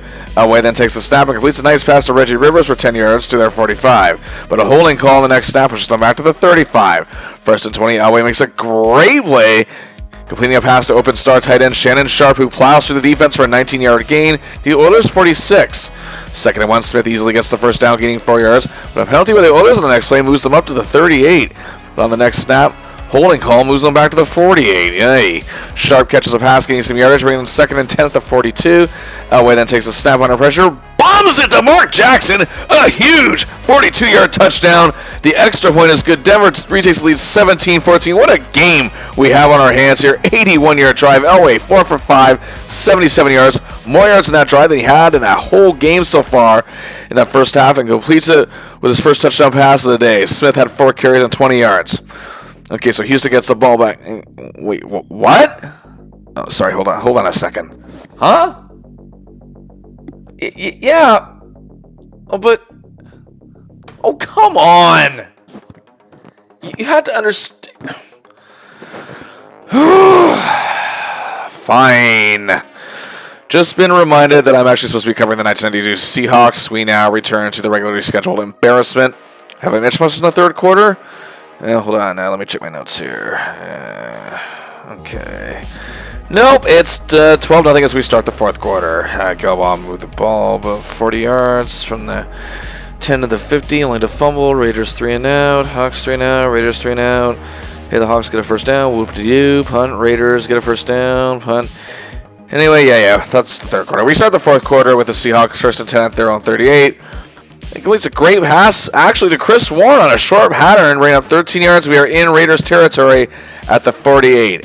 After an incompletion to Heller, bringing up 2nd and 10, he gets sacked by Winston Moss. 3rd and 20, incompletion, up hunting we go.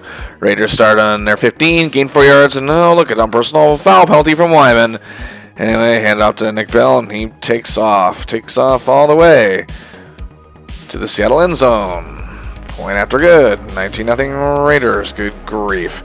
Hawks get the ball back. Penalty and a 3 and out. Raiders get the ball back. Raiders gain 27 yards on a completion to the Hawks 19-yard line. But wait! Fumble! Recovered by Joe Kane. Seahawks ball, but they got to get moving. 1st and 10 at their 23. After incompletion, Gelbaugh bombs it to Clark. 33-yard gain at the Raiders 44. 1st and 10. He completes the pass to Heller for 5 yards. 2nd and 5. And Gelbaugh is sacked, but a Raider penalty negates it. Then we see him complete an 18-yard pass to Clark down to the Raiders 17. Their first trip to the red zone all game. But then an incompletion brings up 2nd and 10. A penalty brings up 2nd and 15. Incomplete to Williams. Incomplete to Jones. We're now 4th and 15. They have to go for it. A field goal at this point means very little. Incompletion to Daniels. Turnover on downs.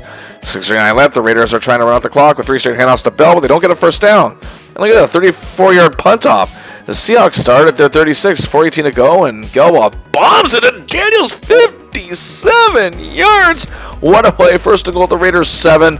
They can make this a little less embarrassing, and Warren gains no yards on a carry. 2 straight incompletions to Clark, 4th and goal, incomplete to Jones, turnover on downs. Yeah, to hell with it. To rub salt in the wound, Gelbaugh throws a pick to McDaniel with a minute left. The game is over. Ridiculous 19-0 loss. Shutout for the 2nd straight game. 3rd straight game without a touchdown. Yeesh. Crazy thing is the Seahawks actually just had 5 yards less offense this game than the last 2 combined. And yet again, Cortez Kennedy was the man up front on defense. Great game, 2 sacks, making Schrader run scared the entire time. But Gelbaugh threw the ball a lot. 41 times as a matter of fact, and made a couple of beauties with 324 completions, total 238 yards, but threw a pick, and of course no touchdowns. The sad thing, this is the best any Seahawks quarterback has played so far all year. Gelbaugh completed more passes than Stouffer in any given game this year, and is the only Seattle quarterback to throw for over 200 yards this year. Ugh. Clark continues to be the only receiver even remotely producing for the Hawks. He had 4 catches for 72 yards on the day. Fullback John Williams, who has been one of the Hawks' biggest weapons on offense in recent years, has not been overly productive this year, but played the best game of the year so far with 6 catches for 61 yards. After this game, Tom Flores said coaching against his former team reminds me of the good old days. Well, no, he didn't say that, but I think he shed a tear watching Howie Long take off his helmet and giving Art Shell a high five after the victory, no doubt watching it in epic slow motion. Anyway, Seahawks now lose 4 straight, fall to 1-6. So, what did happen at the end of that Oilers-Broncos game? Oh, just great. Houston takes a 21-20 lead with under 2 minutes left. Elway engineers, of course, one of his trademark comebacks, and the Broncos take a 27-21 lead with 1:34 left. Houston then loses the game.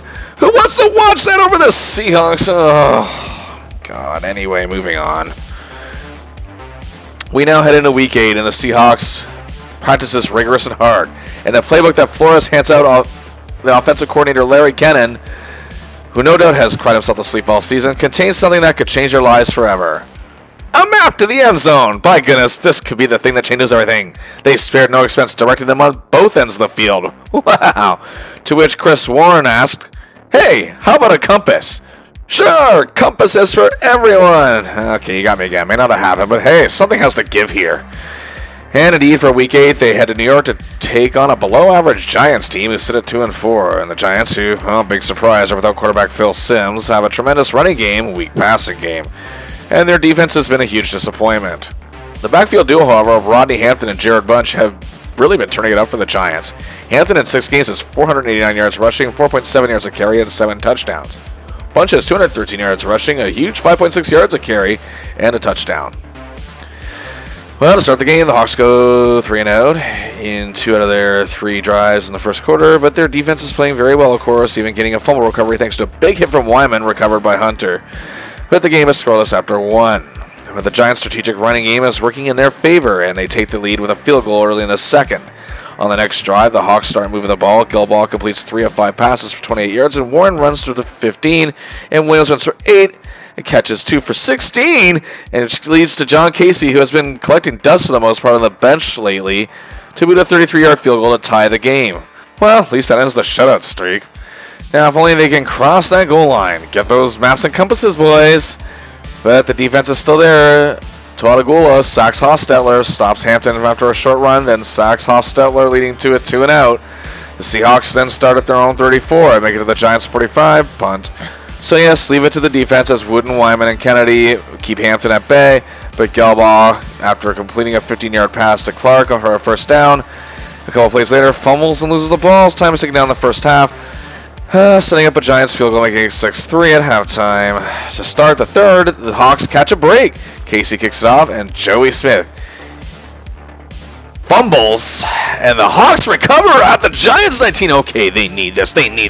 Williams gets 2 yards each on both a catch and a run, bring out 3rd and 6 at the 15. Williams gets 5, bring out 4th and 1. They take a risk, they go for it. Gilbaugh hands out to Warren. First down, move them sticks. 1st and goal at the 8, but a penalty pushes them back to the 13. But then Gilbaugh finds Tommy Kane in the end zone. Touchdown. And the Seahawks lead 10-6. After 3 games without a touchdown, the streak of suctitude, for the most part, is over. And it gives them a lead, no less. But indeed, take a look at this. 218 minutes and 32 seconds without a touchdown. The equivalent of just over 14.57 quarters. Hey, it's also the first time they've had the lead since their last touchdown was scored. That was against the Dolphins. An insane in numbers, but offensive coordinator Larry Kennan had to be thrilled. Now, nobody gave a witness account if he celebrated, but an artist rendering shows what it would have looked like if he did. Yay! Jump for joy! As if to say, my job is safe for another game. At this rate, Larry boy, you're lucky to make it past a given quarter. Perhaps this is the big turnaround the Seahawks are looking for. Perhaps... Yep, Giants win 23-10. Hostetler threw only 9 damn passes the whole game. And the Giants' backfield of Hampton and Bunch combined for 146 yards. It was that strategy that took Seattle's defense out of the game. But it's only the 4th time this year the Hawks have allowed 20 or more points. Hey, but this team, that's saying something. Kennedy still made many key plays, but the Giants did well, taking him out of the game from doing damage to their QB. He did have 6 tackles. Gilbaugh actually completed 22 passes. He only had 10 incompletions.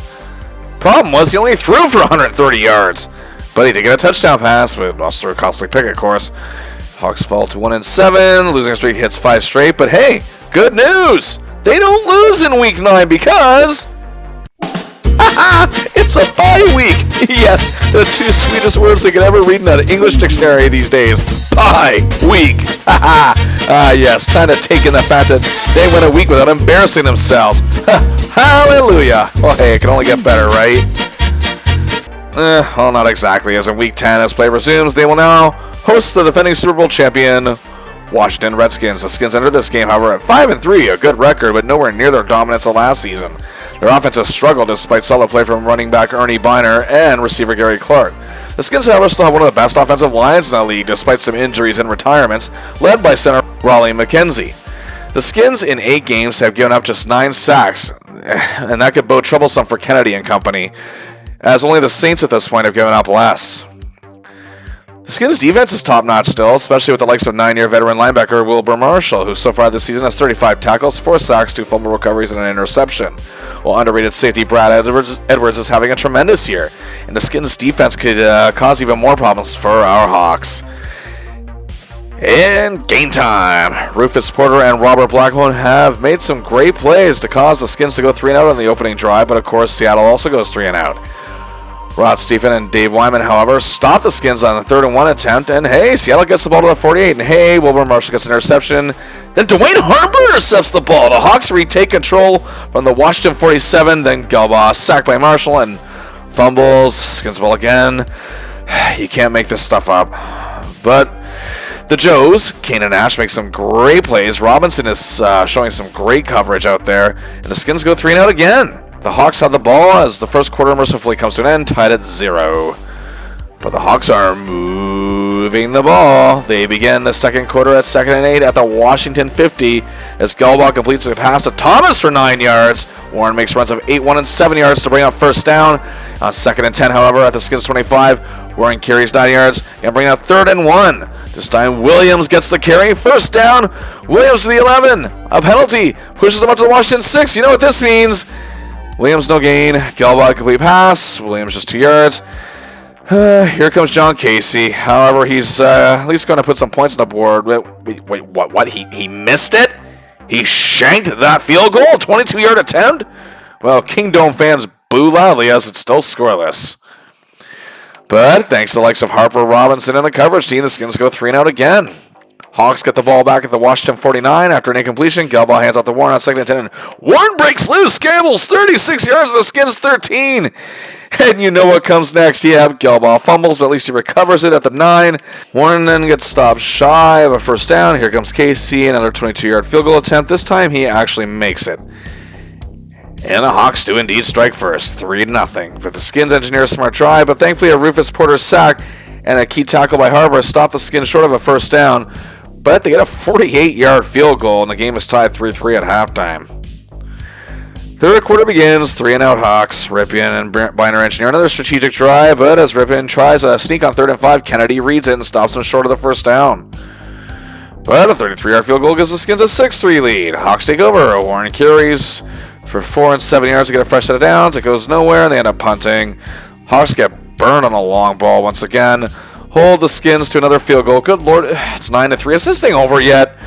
Oh, yeah, the Skins do eventually get a touchdown in this godforsaken game in the fourth quarter and end up winning 16-3. Seahawks streak of losses now hits 6. They fall to 1-8. Yeah, I'm not really liking their playoff chances at this point. Yep, Gelbaugh was awful. 9 for 24, 75 yards, 2 interceptions. And yes, Stouffer is back next week, so now Flores is faced with a tough dilemma. Who sucks less at the end of the day? Well, Chris Warren played a beauty, however, as he had 19 carries for 103 yards, garnering his second century game of the season, and first since the win over the Patriots, and was in on most of Seattle's 9, yes, just 9 damn first downs. But leave it to the defense to make this less embarrassing. Rufus Porter had a big game. He obtained the only sack that the Hawks notched that day, also added 5 tackles, was in on several key plays. Yeah. Dwayne Harper, however, played one of his best games this year, providing great coverage and snagging an interception, and in on many tackles, 6 total he had on the day. Man, Cortez County once again looking like this team's MVP out there. 9 tackles, many of them key in stopping first downs, and a driving force. But goddamn, what next? Oh, not another game between these two. Yes, the Seahawks take a trip to LA to face the Raiders, who now currently sit at a whopping 3-6. They've lost 2 straight since beating Seattle. And anyway, game time. Yeah, right, yeah. Anyway, Gelbaugh gets to start again. Hawks have the ball first. They move it a bit, results in nothing. Personal foul penalty after the punt starts the Raiders a decent field position, and they get a 47-yard field goal, take a 3-0 lead. Hawks get the ball back, 3rd and 5 at their 25. Gelbaugh throws a pick, which and sets up a 43-yard field goal, 6-0 Raiders. Hawks have the ball back, but hey, 2nd and 7 from their 23. Stan completes a 22-yard pass to Clark, bringing up 1st down at their 45. 3rd and 3 brings up a 6-yard completion to Williams. Penalty moves on to the Raiders' 42. However, 3rd down. Warren comes up short, and that ends the first quarter. Second quarter starts. Casey attempts a 45-yard field goal. No good. That kick and this game have a lot in common. Anyway, Nash, Woods, and Cortez take turns taking down the legendary Eric Dickerson as a tackling dummy.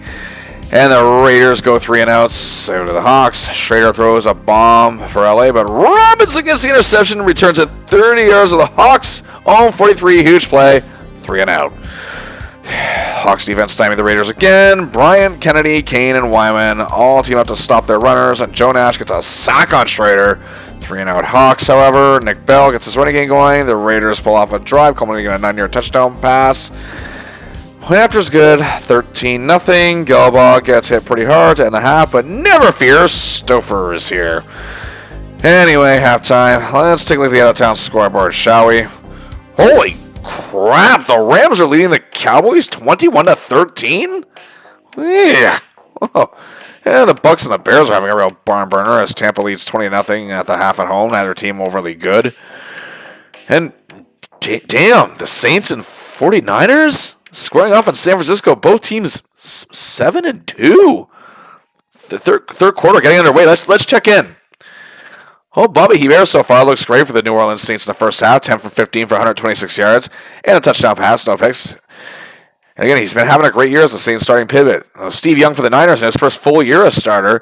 His passing game isn't going too well. 4 for 9, 45 yards, a costly interception, but he and Ricky Waters are making the ground game work big time for the Niners, as he did score the Niners' lone touchdown so far. Anyway, here we go. The Saints had the ball after kickoff, and they started their own 33. Hebert takes a snap, looks for Hayward. What? Oh, fine. You know what? I don't have to stick around for this, all right? Yes. The Seahawks game is over. We're fast-forwarding. That's the end. They lose 20-3, fall to 1-9, 7 straight losses. And let's look at the QBs this week, shall we? Yep. There they are. Look at them. Now let's look elsewhere. Oh, that's better. Robinson with a great game, has a great coverage and a pick. Kennedy and Nash had a sack each and making Schrader scared for his life constantly. And mind you, that wasn't very hard at this point in his career. But hey, how did the Niners-Saints game end? Yep, trailing 2014 with 46 seconds to play. Steve Young, of course, hits Brent Jones for an 8-yard touchdown toss. Niners win 21-20. I need a shot of whiskey. Hopefully that'll do it, but I doubt it. Okay, well, they may have lost 7 in a row. That losing streak began with the game where the Seahawks actually scored 2 touchdowns, lost to Miami. But let's look at the last 6 games, and this is how their offenses looked. Indeed, 1 touchdown in 6 games. That was in the loss to the Giants. They went 3 straight games, broke the skid, then now have gone on to go end zoneless in the last 2 games.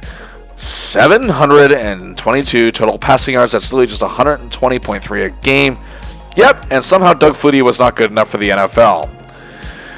They have amassed 503 rushing yards in the last 6 games, averaging 83.8 yards a game. That actually isn't too terrible. 62 first downs, literally just 10.3 a game. A total net yardage of 1,007. The average 167.8. Yeah, ouch. They committed 15 turnovers. That's 2.5 a game. I suppose that could be worse. A whopping 9 trips to the red zone. That's 1.5 a game. They've also given out 26 sacks. That's Swiss cheese core. And that means 4.3 sacks a game. In total, they have produced 22 points. 3.7 points a game. Now let's move forward. And hey, indeed, it's the homecoming game for Dave Craig and the former Seattle Seahawks QB as the Chiefs head into Seattle for the Week 12 of the primetime ESPN game.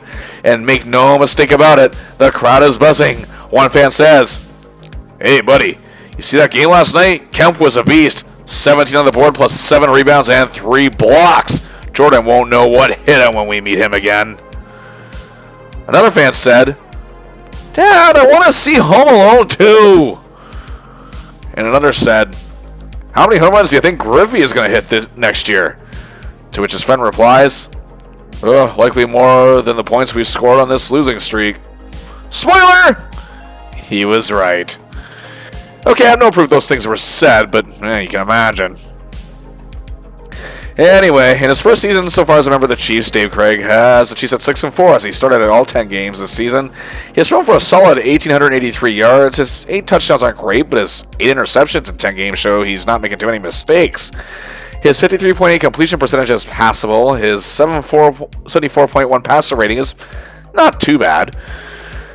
Anyway, game time. Don't forget to start. Third play for scrimmage, he throws a pick. Then 5 plays later, Chiefs get a 44-yard rushing touchdown, leads 7-0. Oh, this is going to be fun. Seattle moves the ball from the 14 to the 28, punt. Then after that, Craig engineers a 12-play drive driven by running back Barry Ward, plus 2 long passes, and leads to a field goal, 10-0 Chiefs. That's how the quarter ends. We start the second end. Well, the Hawks are 1st and 10 at the Chiefs 43, but I'm not holding my breath. Stouffer then makes a short pass to Williams. He gains 11 yards. Getting a fresh set of downs at the Chiefs 32. After an incompletion, Warren gains 7 yards on the carry. 3-3, Stouffer step back and hits Tommy Kane for a 25-yard touchdown pass. We have ourselves a little game here, as the Seahawks now only trail 10-7, down by 3, and have rediscovered the end zone. The Hawks defense then gets it together as the Chiefs are 3rd and 10 from their own 25, and Nesby Glasgow gets the sack, driving Craig back 8 yards, 3 and out. Chiefs are forced to punt. Then it's 3 and out Hawks. The Chiefs are then 3rd and 2 at their 26, and Rufus Porter with a sack, another 3 and out. The Hawks need to keep this momentum up, however. They got to get the ball moving. And indeed, 2nd and 10, Warren gains 12. Later at 3rd and 7, Stouffer completes to Kane for 13 yards after incompletion. A sack, and not getting enough on 3rd down. They have to punt. And it's returned 86 yards for a touchdown. Chiefs lead 17-7. Stouffer makes 2 excellent completions, however, then throws 3 straight incompletions. Punt. However, at the last play of the half, Rufus Porter gets his 2nd sack of the game on his former teammate. But the Hawks still trail by 10. Here we go with the 3rd quarter. To sum it up quick, 3 and out Hawks. Warren then rushes for 28 yards to begin the next drive to get the Hawks into KC territory, only for the Hawks to lose 5 yards on a down penalty. Stouffer gets sacked, 3rd and 35, and throws a complete pass for 20 yards, which is fumbled KC ball. Hawks, however, get a hold of Barry Ward, as well as Jeff Bryant sacking Craig. They'd end up being forced to punt. Stouffer then takes command, intercepted by Neil Smith at the 22, return for a touchdown. 24-7 Chiefs. Hawks ball again. Hey, Warren gains 15. Stouffer completes a huge pass to James Jones for 22 yards. A penalty moves them up further to the Chiefs 26. On 2nd and 3, Warren bolts for 10 yards to the Chiefs 14. And Stouffer completes a 13-yard pass to little used Trey Junkin. Gets down to the 1, but a penalty moves them back to the 6. But then Chris Warren gets the touchdown. The Hawks now only trail by 10, 24-14. We may have a game again here. There's still another quarter to play. What a drive. Stouffer completed both the passes he attempted for 35 yards, while Warren had 4 carries for 33 yards and a touchdown. This is also the first time since the loss to Miami that the Seahawks have scored 2 touchdowns in a game, only the 2nd time this year. 4th quarter begins. The Chiefs have the ball. They don't score, but they do kill just over 4.5 minutes. Stouffer then throws a pick, but Kennedy, Porter, and Nash all make the Chiefs go 3 and out. Still enough time. Warren makes another huge gain for 10 yards, but Stouffer is sacked, but then Warren bursts through this excellent Chiefs defense that gains 35 yards down to their own 43. Keep it moving, boys. Mays comes into the game. He makes some good gains with 10 and 8 yards. 3rd and 2. Warren gets another first down. 8 yards. 1st and 10 to the Chiefs 31. Intercepted. They killed 4 minutes off the clock for all that. Yeah, they lose 24-14. That insult to injury, Stouffer's fumble near the end of the game thanks to a Derek Thomas sack. That's crazy. This is the best. Yes, the best the Hawks has played all year. Chris Warren, however, was a beast once again here, being the best offensive weapon that the Hawks have, pretty much their only weapon. What a big day for him, though. 154 yards on 20 carries. That's 7.7 yards a carry plus a touchdown. And, okay, Craig didn't play much better than Stouffer, but Craig threw no interceptions compared to Stouffer's 4. There's no reason the Hawks couldn't have won this one. Big game for Rufus Porter, 2 sacks, like he had the first time he faced his former teammate, and added 6 tackles, but once again, the heroics of the Seahawks defense proved to be in vain. Next. Well, the Hawks are now 1-10, yes, 8 straight losses, but they do have a couple bits of news in the days leading up to Week 13. Hawks acquire linebacker E.J. Jr., now in his 12th season in the NFL. He's best known as a popular fixture for the Cardinals for 8 seasons when they were in St. Louis, 1981 to 88, of course spending 1 season in Phoenix, where he was a 2-time Pro Bowler in 84 and 85, and in the former year was also a first-team All-Pro. He has 36.5 career sacks, 12 interceptions, 6 fumble recoveries. He joined the Dolphins in 1989, but injury issues soon hit him. After 3 seasons there, he has played just 2 games this season for the Tampa Bay Buccaneers. But there's some really good news for the offense. Brian Blades, yes, he's back. The star wideout was injured on the opening drive of Week 1 and is ready to shine. Oh, wait, never mind. I just remembered who his quarterbacks are. Well, we'll see what happens. And it's now time for Monday Night Football. Are you ready for some football? Yes, the Seattle Seahawks host the LA Broncos, so please don't change the channel here on Monday night. Yes, indeed. The first showdown of the season between division rivals Seattle and Denver. The Broncos are 7-4, and they're looking playoff bound. However, superstar quarterback John Elway is hurt. On both sides of the ball, they're pretty solid, but once again, their defense poses the biggest danger to the Hawks. Veteran nose tackle Greg Cragen is anchoring the front court for the Broncos, 5.5 sacks this season, adding 39 tackles. Linebacker Simon Fletcher has 6.5 sacks, and a man considered to be one of the best all-around defenders in football, Mr. Steve Atwater at safety, makes life hell for anyone that carries the ball. He has 56 tackles, a sack, and a pick. However, one thing Seattle could capitalize on is the fact that their blockers aren't much better than theirs. But here we go. Prime time, game time. The Broncos start with the ball, and their starting quarterback is Tommy Maddox, 21-year-old rookie. 2 plays from Gaston Green at running back, gets 9 yards, 3rd and 1, but a handout to Reggie Rivers is stopped by Rod Stevens. 3rd and out to start the game. The Hawks start at their 35, but after a handout to Warren for a yard, Brian Blades gets his first reception back in action with a 7-yard gain. 3rd and 2, interception. Returned to the Seattle 9. 3 plays later, Maddox finds Mark Jackson in the end zone for a 6-yard TD strike. Point after is good. Broncos lead 7-0. Hawks get the ball back. Williams gains 6. Warren gains 2. 3rd and 8. Stouffer is sacked. Punt. The Broncos move the ball up, and they are 3rd and 1 at the 42. But the Hawks' problems on the long ball continue as they complete a 38-yard pass, and a face mask penalty moves them up all the way to the 2. The Broncos, however, get called for holding and move back to the 12. After an incompletion, Cortez Kennedy lays the smackdown on Tommy Maddox, sacks it for a 6-yard loss. They are stopped short on 3rd and 18, but a field goal puts the Broncos up 10-0. Hawks again take possession after Warren is tackled for no gain. Stouffer completes a 19-yard pass to Tommy Kane, 2-yard run by Warren, 4-yard catch from Williams. And 4 after that, and Stouffer is sacked, fumbles. Hawks do recover. However, the Broncos will take over after Green gains 5. Maddox throws 2 straight incompletions, only for the Hawks to take a bad penalty and the Broncos to get a first set of downs. Denver first down, Green carries, but Joe Nash tackles him back for a 4-yard loss, brings up 2nd and 19. The Broncos move close to the marker to end the quarter, leading by 10. And to begin the quarter, Maddox completes a 36-yard pass to Johnson down to the Seattle 21. Maddox tries a short pass to Rivers, intercepted by Robert Blackman. He's still going. Go! Oh, and he is brought down to the Denver 13. What a play. The Kingdom is the loudest it has been since, well, Michael Jordan came to town 10 days prior. But this is huge. Stouffer needs to get it done. Warren gains 1, short pass to Williams for 3. Williams plows ahead for the first down at the Broncos 3-yard line. First and goal, Stouffer tries to sneak. He fumbles, Denver ball. And now it's the quietest it has been at the Kingdom since, last week. But leave it to the Seattle defense to actually do anything. Reggie Johnson gets a nice run, but Porter stops him short of the first down. Then Porter stuffs Lewis shy of a first down. 3rd and 1, Shannon Sharp catches a pass and loses 3 yards. 3-and-out Broncos at the punt. Next drive, Stuffer sacked by Fletcher. Pass to Williams, loses a yard. Incompletion to Thomas. Punt. The Broncos take possession. Green runs in the great wall of Cortez. No gain.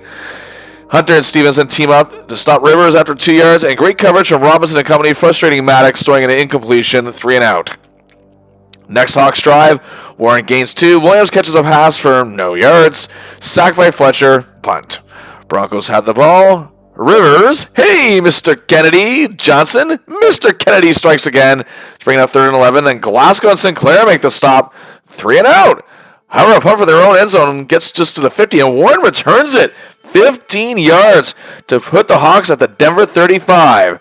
After no gain from Warren, Stouffer takes the snap and finds Brian Blades with a big 20-yard gain to the 15. Fresh set of downs, 3-yard gain from Williams, 2 straight completions to Kane and Jones respectively.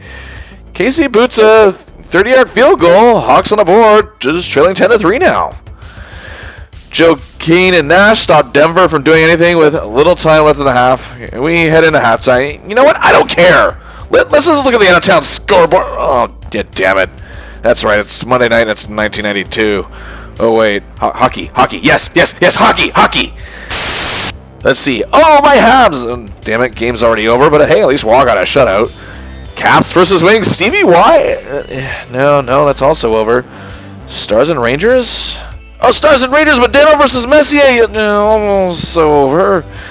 Bruins Nordiques. Hate them both, but game is over anyway. Wait, no West Coast games? Oh, wait, basketball, yes, and no games tonight. Oh, fine. Back to football. Well, 3rd quarter gets underway, and the Seahawks have the ball, starting from their own 20, and Brian Blades catches an 18-yard pass from Stouffer. He's having a great return so far, I will say. Williams makes a carry of 4. Warren makes 2 carries of 4. We got a fresh set of downs at midfield. After the completion, Williams gets 3. 3rd and 7 at the Denver 47. Stouffer completes it to Warren. He's going for the first, and he fumbles after being hit by Atwater. Denver ball. After Green gets first down, and Maddox throws an incompletion, it is sacked by Jeff Ryan and sacked by Rufus Porter. Broncos punt. Stouffer starts at the 33. Sacked, fumbles, Hawks keep it, back at the 27. 2nd and 16, completion to Warren, 14 yards, we got 3rd and 2. Penalty makes it 3rd and 7. Stouffer looks for Kane, intercepted by Wyman Henderson, return, Hawks 20, Broncos ball. Robinson comes up big as an addition to great coverage. 3rd and 6 at the 16. Eugene rushes in on Rivers, causing a 3-yard loss. The Broncos settle for a field goal. 13-3, regaining their 10-point lead. Hawks starting at their 20. Completion to Heller for 2. Warren gets 7. It's 3rd and 1, and Warren is stopped. Punt. The Broncos take over. Green gets the ball. First down. Rivers, however, barely gets a yard thanks to Cortez Kennedy, who's playing great as usual. Maddox throws 2 straight incompletions, and again, Seattle takes a stupid-ass penalty. And the Broncos have a fresh set of downs. Then it becomes 3rd and 2 at the Seattle 37. And Green runs into Harper and Stevenson are lost. And the Hawks defensive core really on it today, making key plays. But again, not surprising. Well, that ends the 3rd quarter. Broncos still lead by 10. And now, but they punt away. Hawks get the ball. 2 straight 2-yard carries from Warren. Incompletion to Warren. Punt, but wait! Arthur Marshall fumbles. Terry Johnson recovers. The Hawks get a huge break and take control of the Denver 24. Complete to Kane to 16-yard. No, never mind. Holding back to the 34. 2nd and 18. Incomplete. 3rd and 18. Yes, it's complete to Thomas. 17-yard gain, just shy of the first down. 4th and 1. What are they going to do? They're going to go for it. And they don't get it. Turnover on downs. Denver, however, Green can only get 1. It completed Johnson and Nesby Glasgow and Doug Whitell for 7-yard loss, I should say. 3 and out. Galbaugh in as we can finally close the book on Stouffer. Thank God. An offensive holding call gives the Hawks a move to the Denver 48, but then incomplete to Blades, complete to Kane, who gains 8. 3rd and 2, Galbaugh sacked. Titten makes a terrible punt. The Broncos, however, still start their own 19. Maddox takes snap, and he bombs it all the way to Seattle territory and intercepted by Robinson. The Hawks get the ball back at their 33. Then on the first play for scrimmage, Williams takes off for a 14-yard run all the way to their own 47, but a face mask goes into the Denver 48, and a holding call pushes them back to the 42 for crying out loud. 2nd and 20, Gelbaugh completes it to Blades for 9 yards, bringing up 3rd and 11. Then Stanley takes a snap, he looks deep for Thomas, and he catches it! 31-yard gain down to the Denver 18. However, 2 straight incompletions and a short game from Warren bring up 4th down, but Casey kicks a 33-yarder. And hey, the Hawks, again, just trail by a touchdown, 13-6, 5:20 to play, but are you really holding your breath at this point? The Broncos then go to their running game, and they make 3 handoffs, get a 1st down. Kennedy, however, once again makes a big stop, 2nd and 6. Then the Broncos penalty makes it 3rd and 10. Yep, Green takes the carry. Here's Rufus. Loses 4 yards. The Broncos punt, but it's taken at midfield, and a face mask moves them to the Denver 30 with 1:02 to play. But of course, the Hawks, because they're so horribly coached by one man who was a great coach, have wasted their timeouts. Gelbaugh makes a pass to Jones, gains 8 yards, Denver 22. 40 seconds left, Gelbaugh completes to Kane, 13 yards to the Denver 9. 1st and goal, but he has no choice but to spike the ball because he can't get out of bounds. Stop the clock. 2nd and goal, incomplete, and yep, holding call, 3rd and 20 from the 20. Well, 3rd and goal, I should say. Yep, too good to be true. You should know it by now. 17 seconds left, fans are gathering their jackets and their paper bags. Gelbaugh takes the snap, complete, 17-yard gain to the 3 to Jones, but the clock is ticking. He has to spike the ball again. 3 seconds left. 4th and goal from the 3. Gelbaugh takes the snap. He sees Brian Blades. Touchdown! No time left. The Kingdom is shaking to the Raptors. The extra point is good. We are going to overtime. Woo! Wow. You know what? I have to hand it to Gelbaugh here. Cool under pressure. He made his biggest drive of the year for the Seahawks. Oh, but wait. Game's not over yet. Remember, in overtime, at this point in this era, first team to score any point wins. And the Hawks win the coin toss. Hey. Hawks start, Gelbaugh, and complete to Williams. A 2nd down, gets it to Blades for 9. 3rd and 1. He throws to Blades, it's incomplete. Tootin, however, gets a very good punt away, and Denver starts at their own 18. Fans are on the edge of their seat with an excitement for a football game that hasn't been seen all year in the Kingdom. The Broncos, however, gain 8 yards, bringing up 3rd and 2. But Maddox throws an incompletion, 3 and out. A weak punt puts the Hawks at their own 45. Gelbaugh completes to Kane for 12 yards. Then from the Broncos 42, Gelbaugh takes a snap, complete to Kane for 27 yards. Oh my goodness, down to the Denver 15, and you know what? Smart move here by Flores. Don't risk a turnover. Despite the thrilling drive at the end of the game, your team isn't known for scoring touchdowns consistently. Go for the field goal and take the win. All 51,000 plus on their feet. 33-yard attempt for Casey. And the snap is taken, the kick is up, and he does his best Scott Norwood impression as it's wide.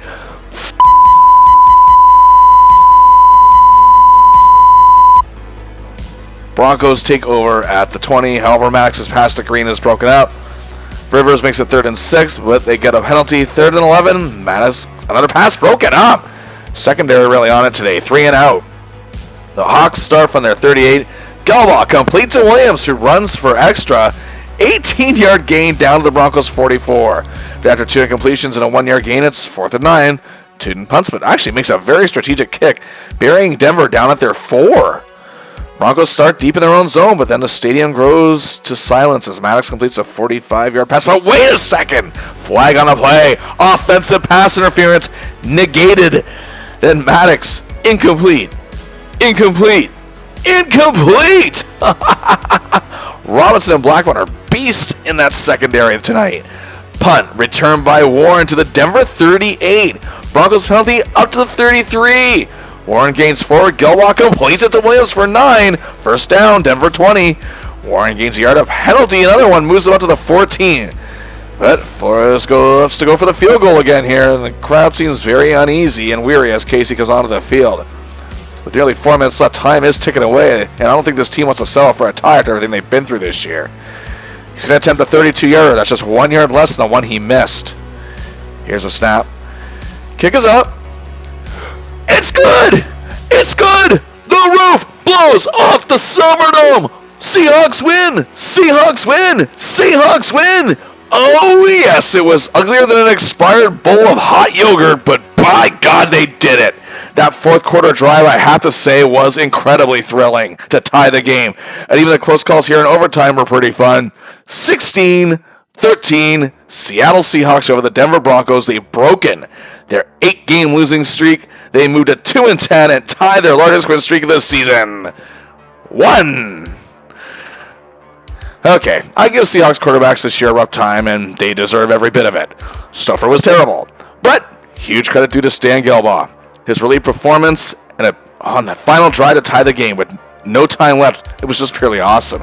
He stayed cool, calm, collected, focused. Despite a bad penalty, he shrugged it off, didn't buckle under the pressure, and made it happen, and kept that focus in overtime despite some setbacks and questionable plays. Overall, he was 12 for 21, 164 yards, and of course that big touchdown. Hey, the return of Pro Bowl receiver Brian Blades did not disappoint. 6 catches, 66 yards, a couple big yard catches, and of course that crucial clutch catch for the game-tying touchdown, which was played on highlight reels for quite a bit on Seattle media. What a welcome back. And you know what? Tommy Kane played a beauty as well. 5 catches, 79 yards, 15.8 yards a catch. He's truly upped his game in a big way. You know what? Despite a more spirited effort from the Hawks offense, it was once again their defense that kept this game within reach all the way through. It's surprise, surprise! Cortez Kennedy plays another beauty. 1 sack, 6 tackles, stopping Denver runners short in key moments, including times where they could have scored a touchdown. He is Seattle's silver lining in this dark cloud of a season.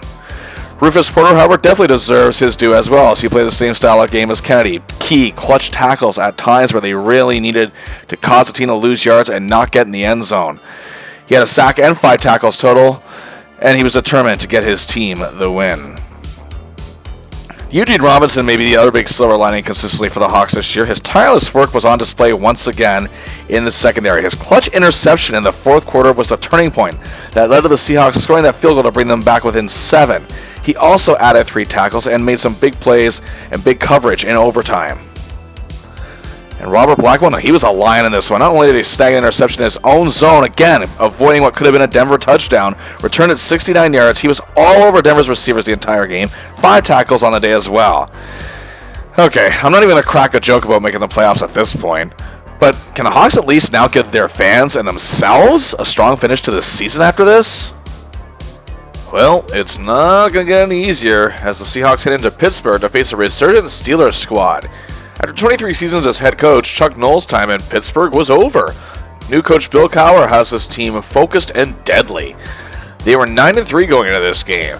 The Steelers' offense had improved significantly since last season, and the large reason for that was running back Barry Foster, third-year rusher who's having a breakout season. 12 games, he has 1,319 yards rushing, more than 100 yards a game among the league leaders. He also has 9 touchdowns and is averaging 4.5 yards a carry. The Seahawks' solid defense could still have trouble with him throughout the day. But of course, longtime trademark in Pittsburgh is defense. While it might not be the iconic steel curtain, the Steelers did have tremendous talent on that side of the ball, including Pro Bowl linebacker Greg Lloyd, who has his eyes on every single play. He has totaled 51 tackles, 4.5 sacks, and an interception this season. And leading the defensive backcourt is the incredible Rod Woodson, who has 3 interceptions, returned for 73 yards, 64 tackles, was also their top special teams returner, has amassed 297 punt return yards and 272 kick return yards. Once again, the Seahawks look ripe for a beating. All right, game time. Gelbaugh is given the starting duties this week, when that's not much of a surprise, but the first drive is 3 and out. On 3rd and 2 on the Steelers' first possession, QB Neil O'Donnell throws a pass intercepted by Eugene Robinson. 3 and out for the Hawks, however. The Steelers never get the ball back. 2nd and 4, interception by Joe Kane. Wow, the Hawks start at the Pittsburgh 22, but they don't move the ball. John Casey attempted a 40-yard field goal. No good. Steelers get the ball back. 2nd and 9. Intercepted by Eugene Robinson again. They fail to move the ball. Casey misses another field goal. Man, he has played terribly lately. Barry Foster then begins to run all over the Seahawks on the next drive, as O'Donnell smartly stays away from the air game, but he did throw a 19-yard touchdown strike to culminate the drive. Steelers lead after all that. After all that, Pittsburgh leads 7-0. Wow. Yeah, 3 turnovers and nada. But this. Oh, yes. With under a minute to go in the first quarter, Gelbaugh threw a pick. And while the Hawks defense was able to avoid the Steelers making a first down, early in the second quarter, hit a field goal to go up 10-0. You can't make this stuff up. Hey, the next drive doesn't start promising at all. A sack plus a penalty makes it 2nd and 29. Warren gets 6 to make it 3rd and 23 from their own 12, but a penalty makes it 3rd and 18. Gelbaugh throws a nice pass to Williams, who drives through and runs to gain 22 yards. First down. Warren gains a first down, but a couple plays later, 3rd and 9 comes up from midfield. Gelbaugh hits Williams again, gains 27 yards down to the Steelers' 23. Then a trick play and a handoff to receiver Brian Blades gains 5 yards. Holding penalty, however, sends the Hawks back to the 28. An incompletion brings 3rd and 15. And Gelbaugh takes a snap and sees Tommy Kane! Touchdown! The point after is good. Despite squandering so many chances in the first quarter, the Hawks are in this thing. And Gelbaugh, to his credit, converted 3 third down plays on the drive, including the touchdown pass. The Hawks now trail by 3, 10-7. Hawks defense again takes the field. After gaining a fresh set of downs, a fumble from O'Donnell pushes them to 2nd and 17. Coverage from Robinson and company leads to an incompletion. Bring up 3rd, and they punted away eventually. Gelbaugh then 1st and 10 on their own 22, and a 23-yard catch by Brian Blades, who fumbles Steelers ball. The Steelers start their own 49, but end up at the Seattle 23. And then down to the Seahawks 7, 1st and goal. And then 3rd and goal at the 5, incomplete, and yet again the Seahawks take a penalty at the worst time. 1st and goal from the 1, Foster fumbles, recovers at the goal line, 2nd and goal, Foster carries, Bryant stops him. 3rd and goal, Foster's carry again, this time Nash stops him, wow. 4th and goal, the Steelers choose to go for it, this time O'Donnell makes a pass, incomplete. Wow, what an amazing goal line stand from the Seahawks here. Bryant and Nash were superb here. That ends the half, the Hawks trail 10-7, when this is just a crazy, wacky game that's stranger than fiction. Aye. But that's how it be. And the Steelers begin the half with the ball. Then on 2nd and 7, Cortez Kennedy gets the sack on O'Donnell, 3rd and 9. Great coverage makes it incomplete. Hawks ball starting at the 35. Warren gains 5. Then Gelbaugh hits Kane for 12 yards. First down, the Steelers 48. Warren then gets 8 and 15 on 2 straight carries.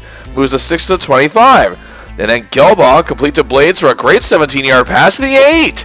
Warren gets 5 more to get to the 3.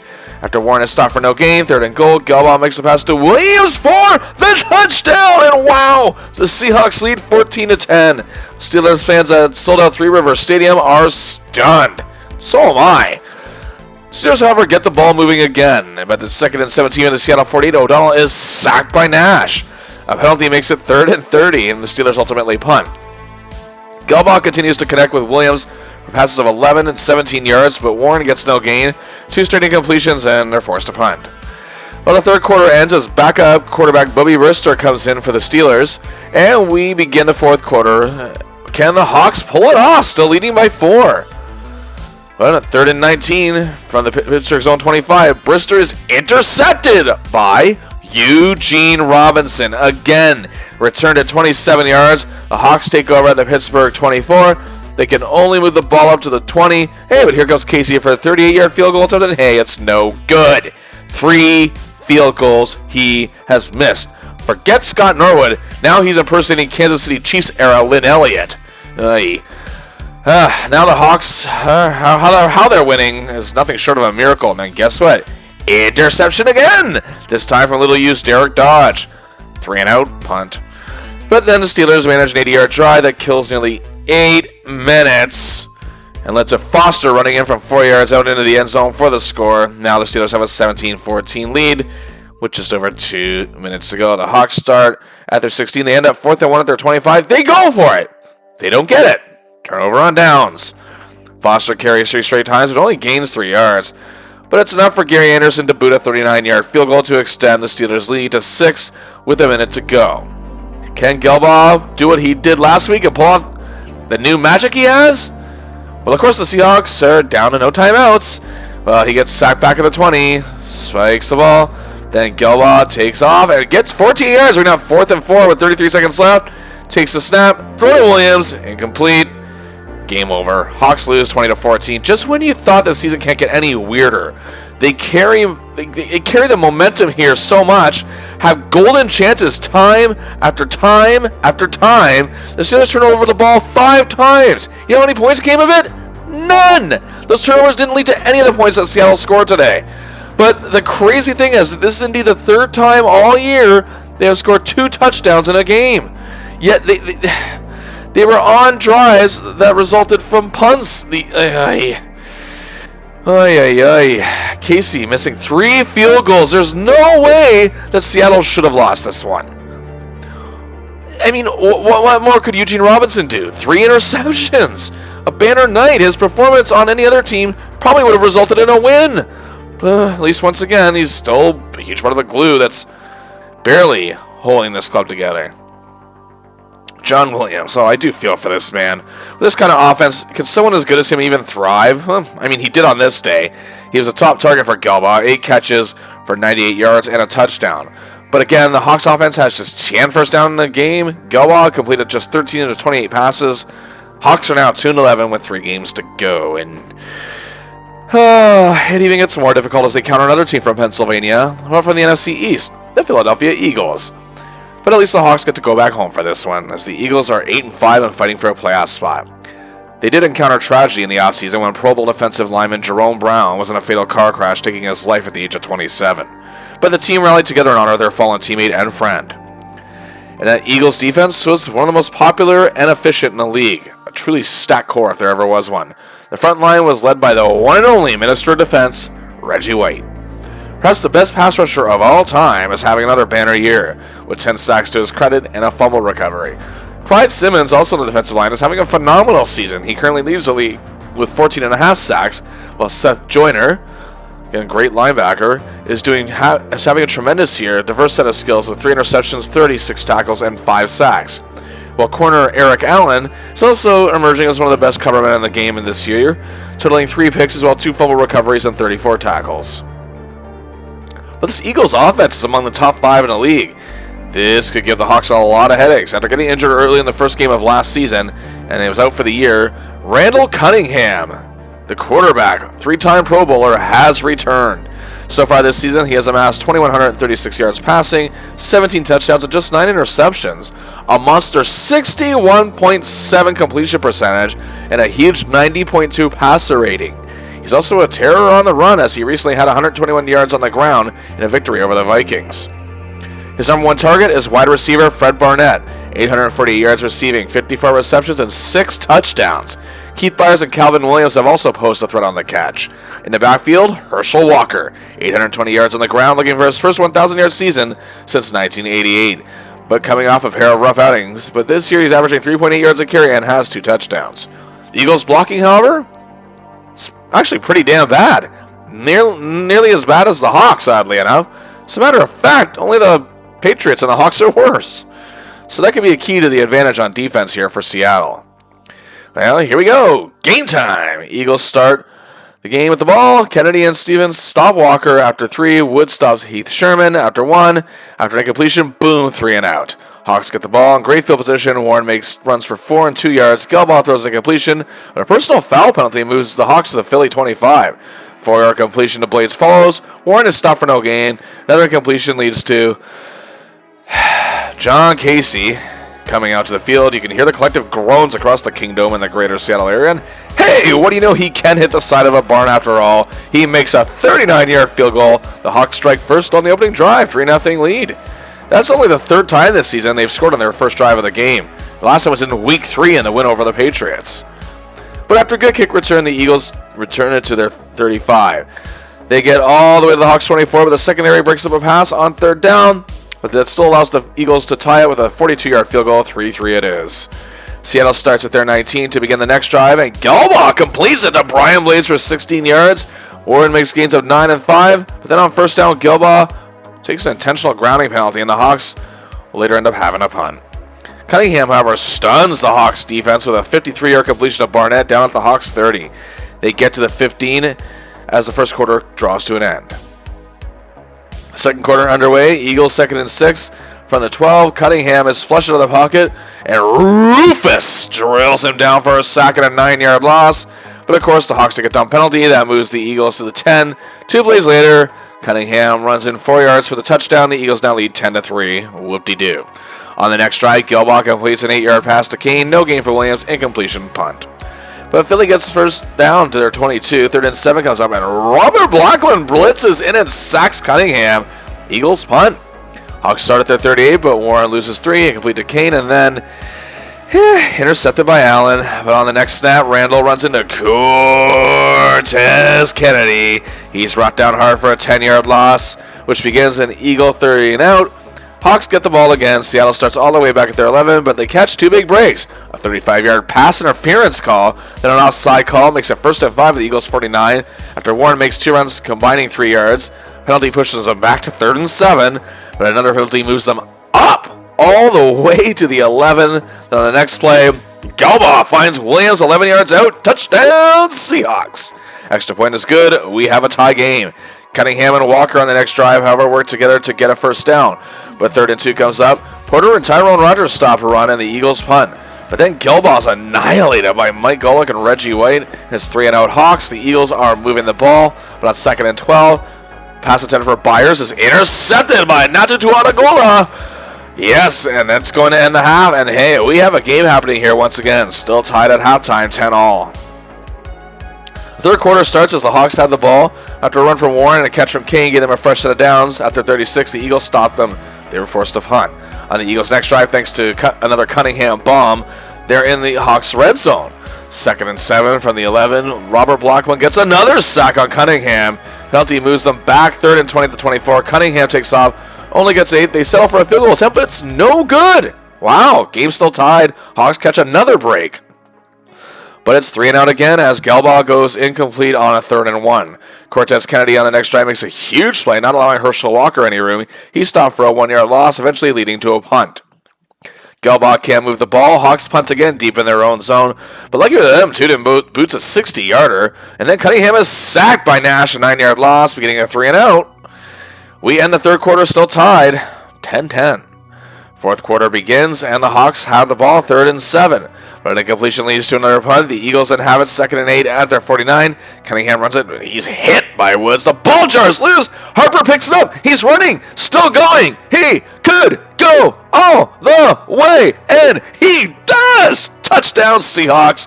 52-yard fumble return for Dwayne Harper. The Kingdom is shaking to its core. Eagles, however, don't get flustered. They move the ball to their 47 on 1st and 10, however. Cortez Kennedy gets his 2nd sack of the day, planting Randall for a 12-yard loss. Wow. Then on 3rd and 18, Michael Sinclair gets his first sack of his career, and it's 4th and 32, Eagles punt. But the Hawks go 3-and-out as their offense, big surprise, has disappeared.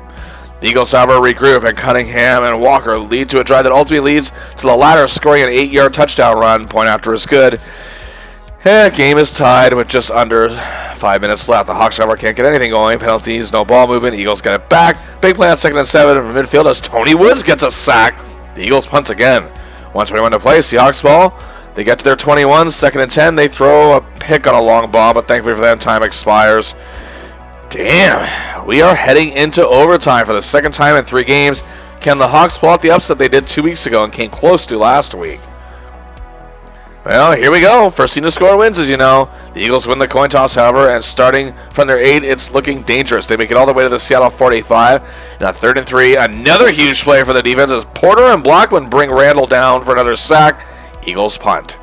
The Hawks only with the ball 13 yards on the next drive. Punt. The Eagles begin threatening again. 2nd and 10 on their 41. Rufus gets them again.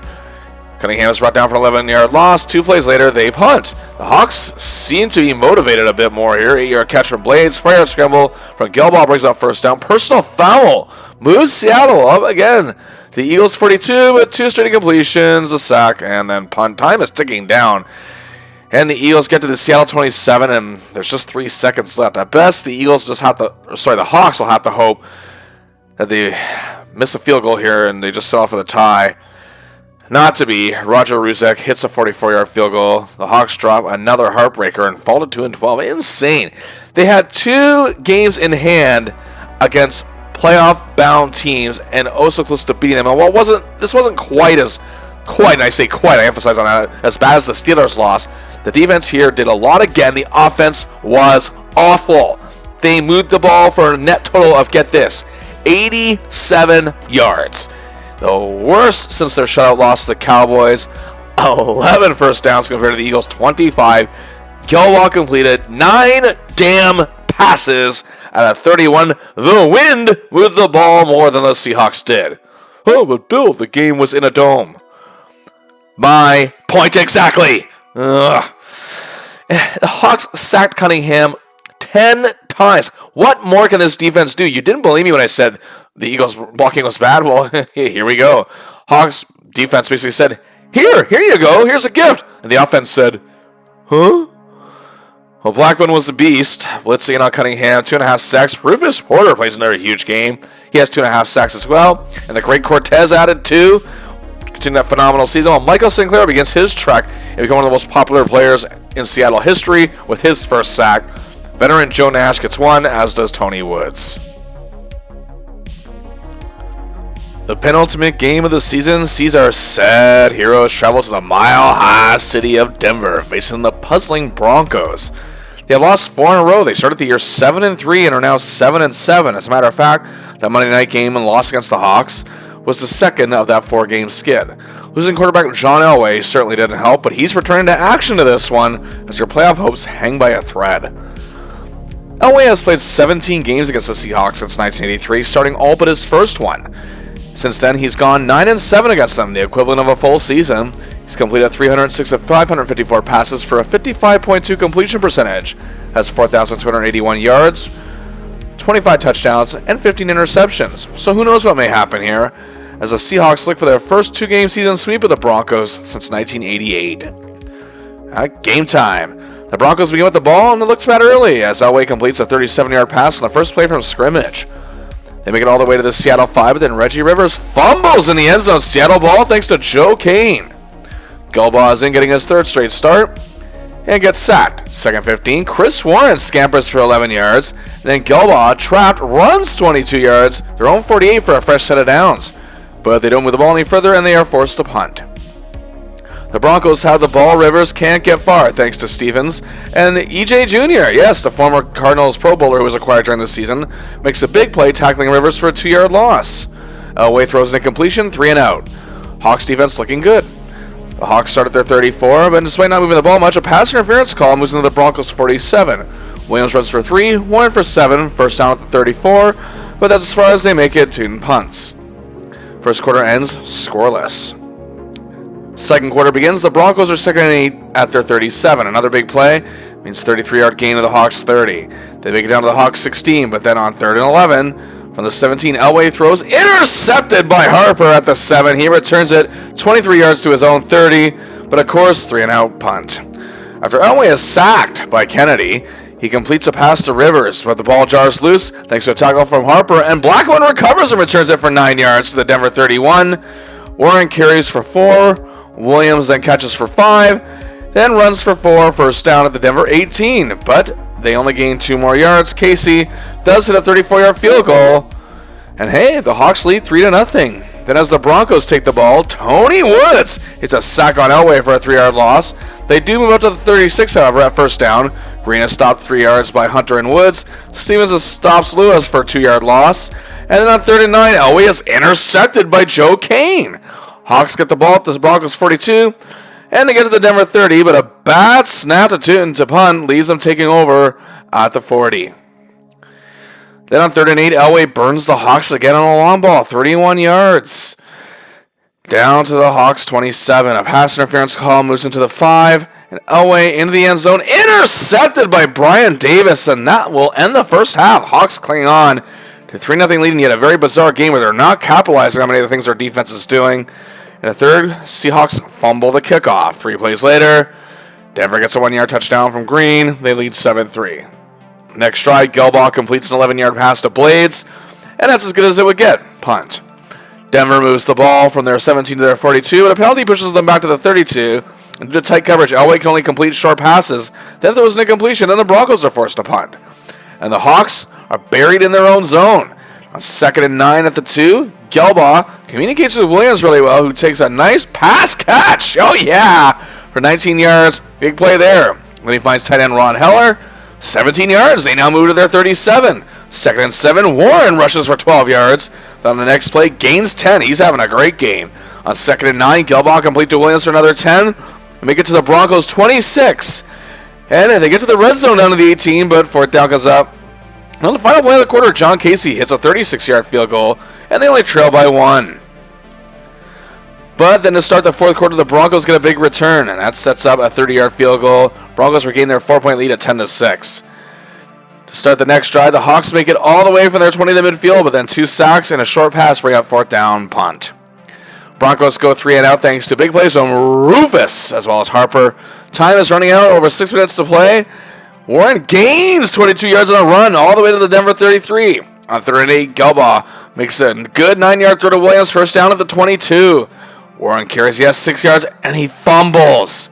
Denver ball. And Elway is a king of running up the clock. He runs it down all the way with 1:07 to play.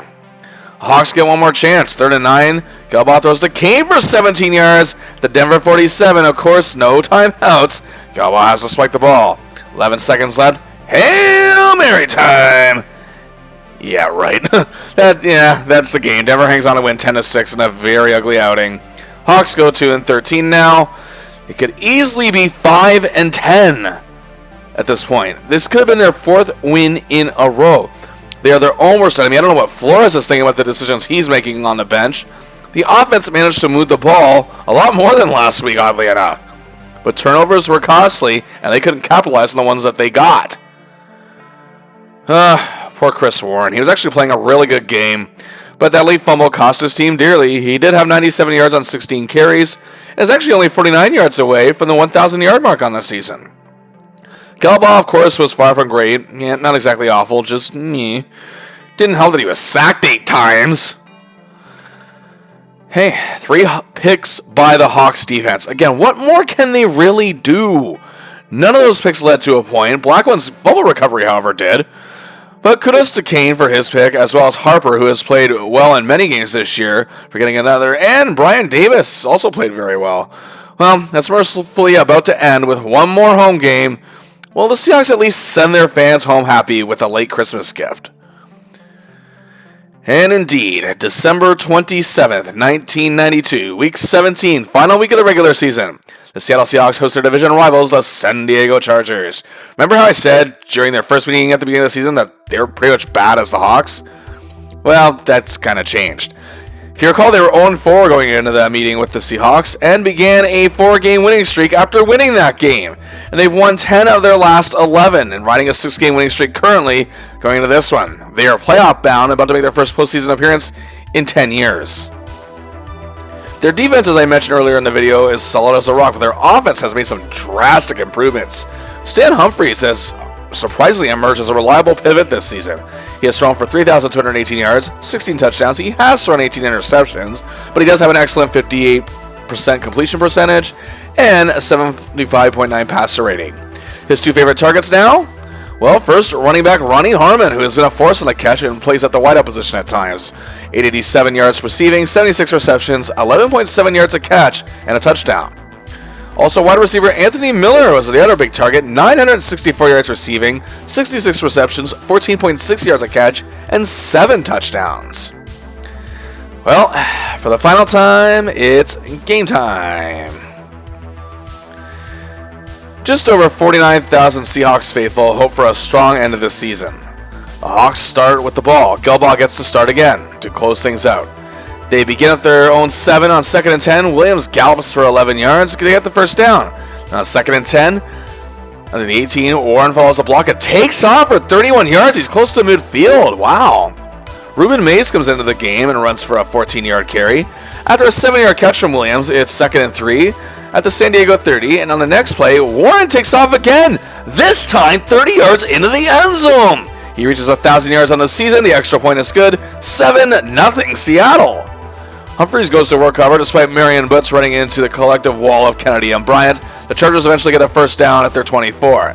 But then Kane and Stevens bring Butts down for a loss. Great coverage by Robert Blackman helps stop Miller after 4 yards. After an incompletion, the Chargers punt. However, the Hawks go 3-0, and Chris Warren leaves the game. Punt. The Chargers get from their 6 to their 19 with excellent coverage again from Blackman and Robinson, cause the Chargers to punt. But of course, the Hawks go 3-out. Yeah. The Chargers are starting to move the ball, however, as the first quarter comes to an end, which does lead to a field goal early in the second quarter. The Hawks ever still lead 7-3. Gelbaugh begins at the Hawks 13 and throws a beauty to Brian Blades for 15 yards. 3rd and 8 comes up and Blades catches another beauty for 9 yards. Blades again makes another great catch, this time on 3rd and 10, 16 yards to San Diego 45. After Mays gains 2, Gelbaugh makes 2 straight completions to Heller and Kane for 7 and 8 yards respectively for a fresh set of downs at the Chargers 28. They only get 3 yards, but Casey comes out to attempt a field goal, however the snap is bad. Tootin tries to recover, but despite his desperate throw to Jones, does not work. Chargers get the ball. But the problem that has plagued the Hawks secondary all year haunts them as Humphries completes a 55-yard play to get to the Hawks red zone at the 20. Then they hit the Seattle 5. But the Hawks' reliable red zone defense steps up. Berenstein tries to run. He's down by Rufus and Robinson for no gain. Then Humphries is sacked by Jeff Bryant. Then on the next play, brought down hard by Kennedy and Rufus. So much so that this would actually end his day as a nasty-looking hit. He would be ready for playoff time, however. The Chargers do get a field goal and cut the Hawks lead at 7-6. Hawks ball and 3rd and 5 from their own 25. Gelbaugh hits Kane with an 11-yard gain, and then does the same with Williams. But then after 2 incompletions and Stan running the ball himself for 2 yards short of a first down, they punt. Time runs out and the Hawks are clinging on to a 1-point lead at halftime. Can they do it? Third quarter starts, however, backup quarterback Bob Gagliano comes in for the Chargers and marches his team 80 yards, leading to a Marion Butts touchdown. And just like that, the Chargers lead 13-7. Gelbaugh, however, completes a pass to Blades for 17 yards to their own 31 to begin the next drive. 3rd and 4, 37. Comes up, Gelbaugh hits Blades for 37 yards. Wow. Down to the Chargers 26. And Gelbaugh and Williams make a huge play, 24 yards down to the Chargers 2. And Gelbaugh makes a short 2-yard pass in the end zone to Trey Junkin. And wow, what a drive. The Hawks lead 14-13, hanging on by 1.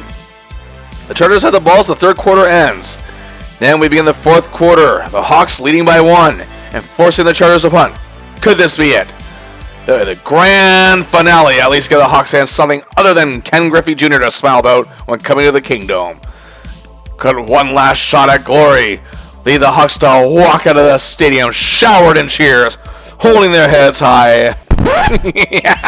Nah, they folded like origami. So the Chargers had an 18-point fourth quarter to win at 31-14. To sum it up, the Chargers got a field goal. The game, however, was still in reach. Gelbaugh then throws a pick leading to a touchdown. Then he gets sacked for a safety. Then throws a pick return for a touchdown. Almost fitting. But hey, 4 of the last 6 games featured 2 touchdowns. The crazy thing is that this was the best game Seattle's offense played statistically all season. And for Gelbaugh, this was actually his best performance since the win over Denver. He was 17 for 32, 222 yards. Did have a touchdown, but also 2 very costly picks.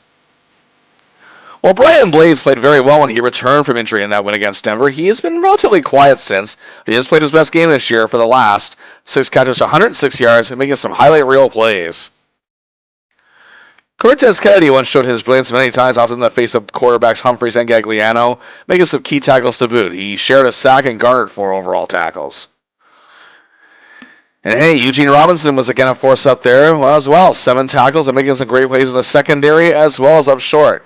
But it's sad some of the biggest efforts this year, including from both him and Kennedy, simply showcasing how great they really were this season. The offense just not capitalizing on the opportunities gift wrapped to them. Whew.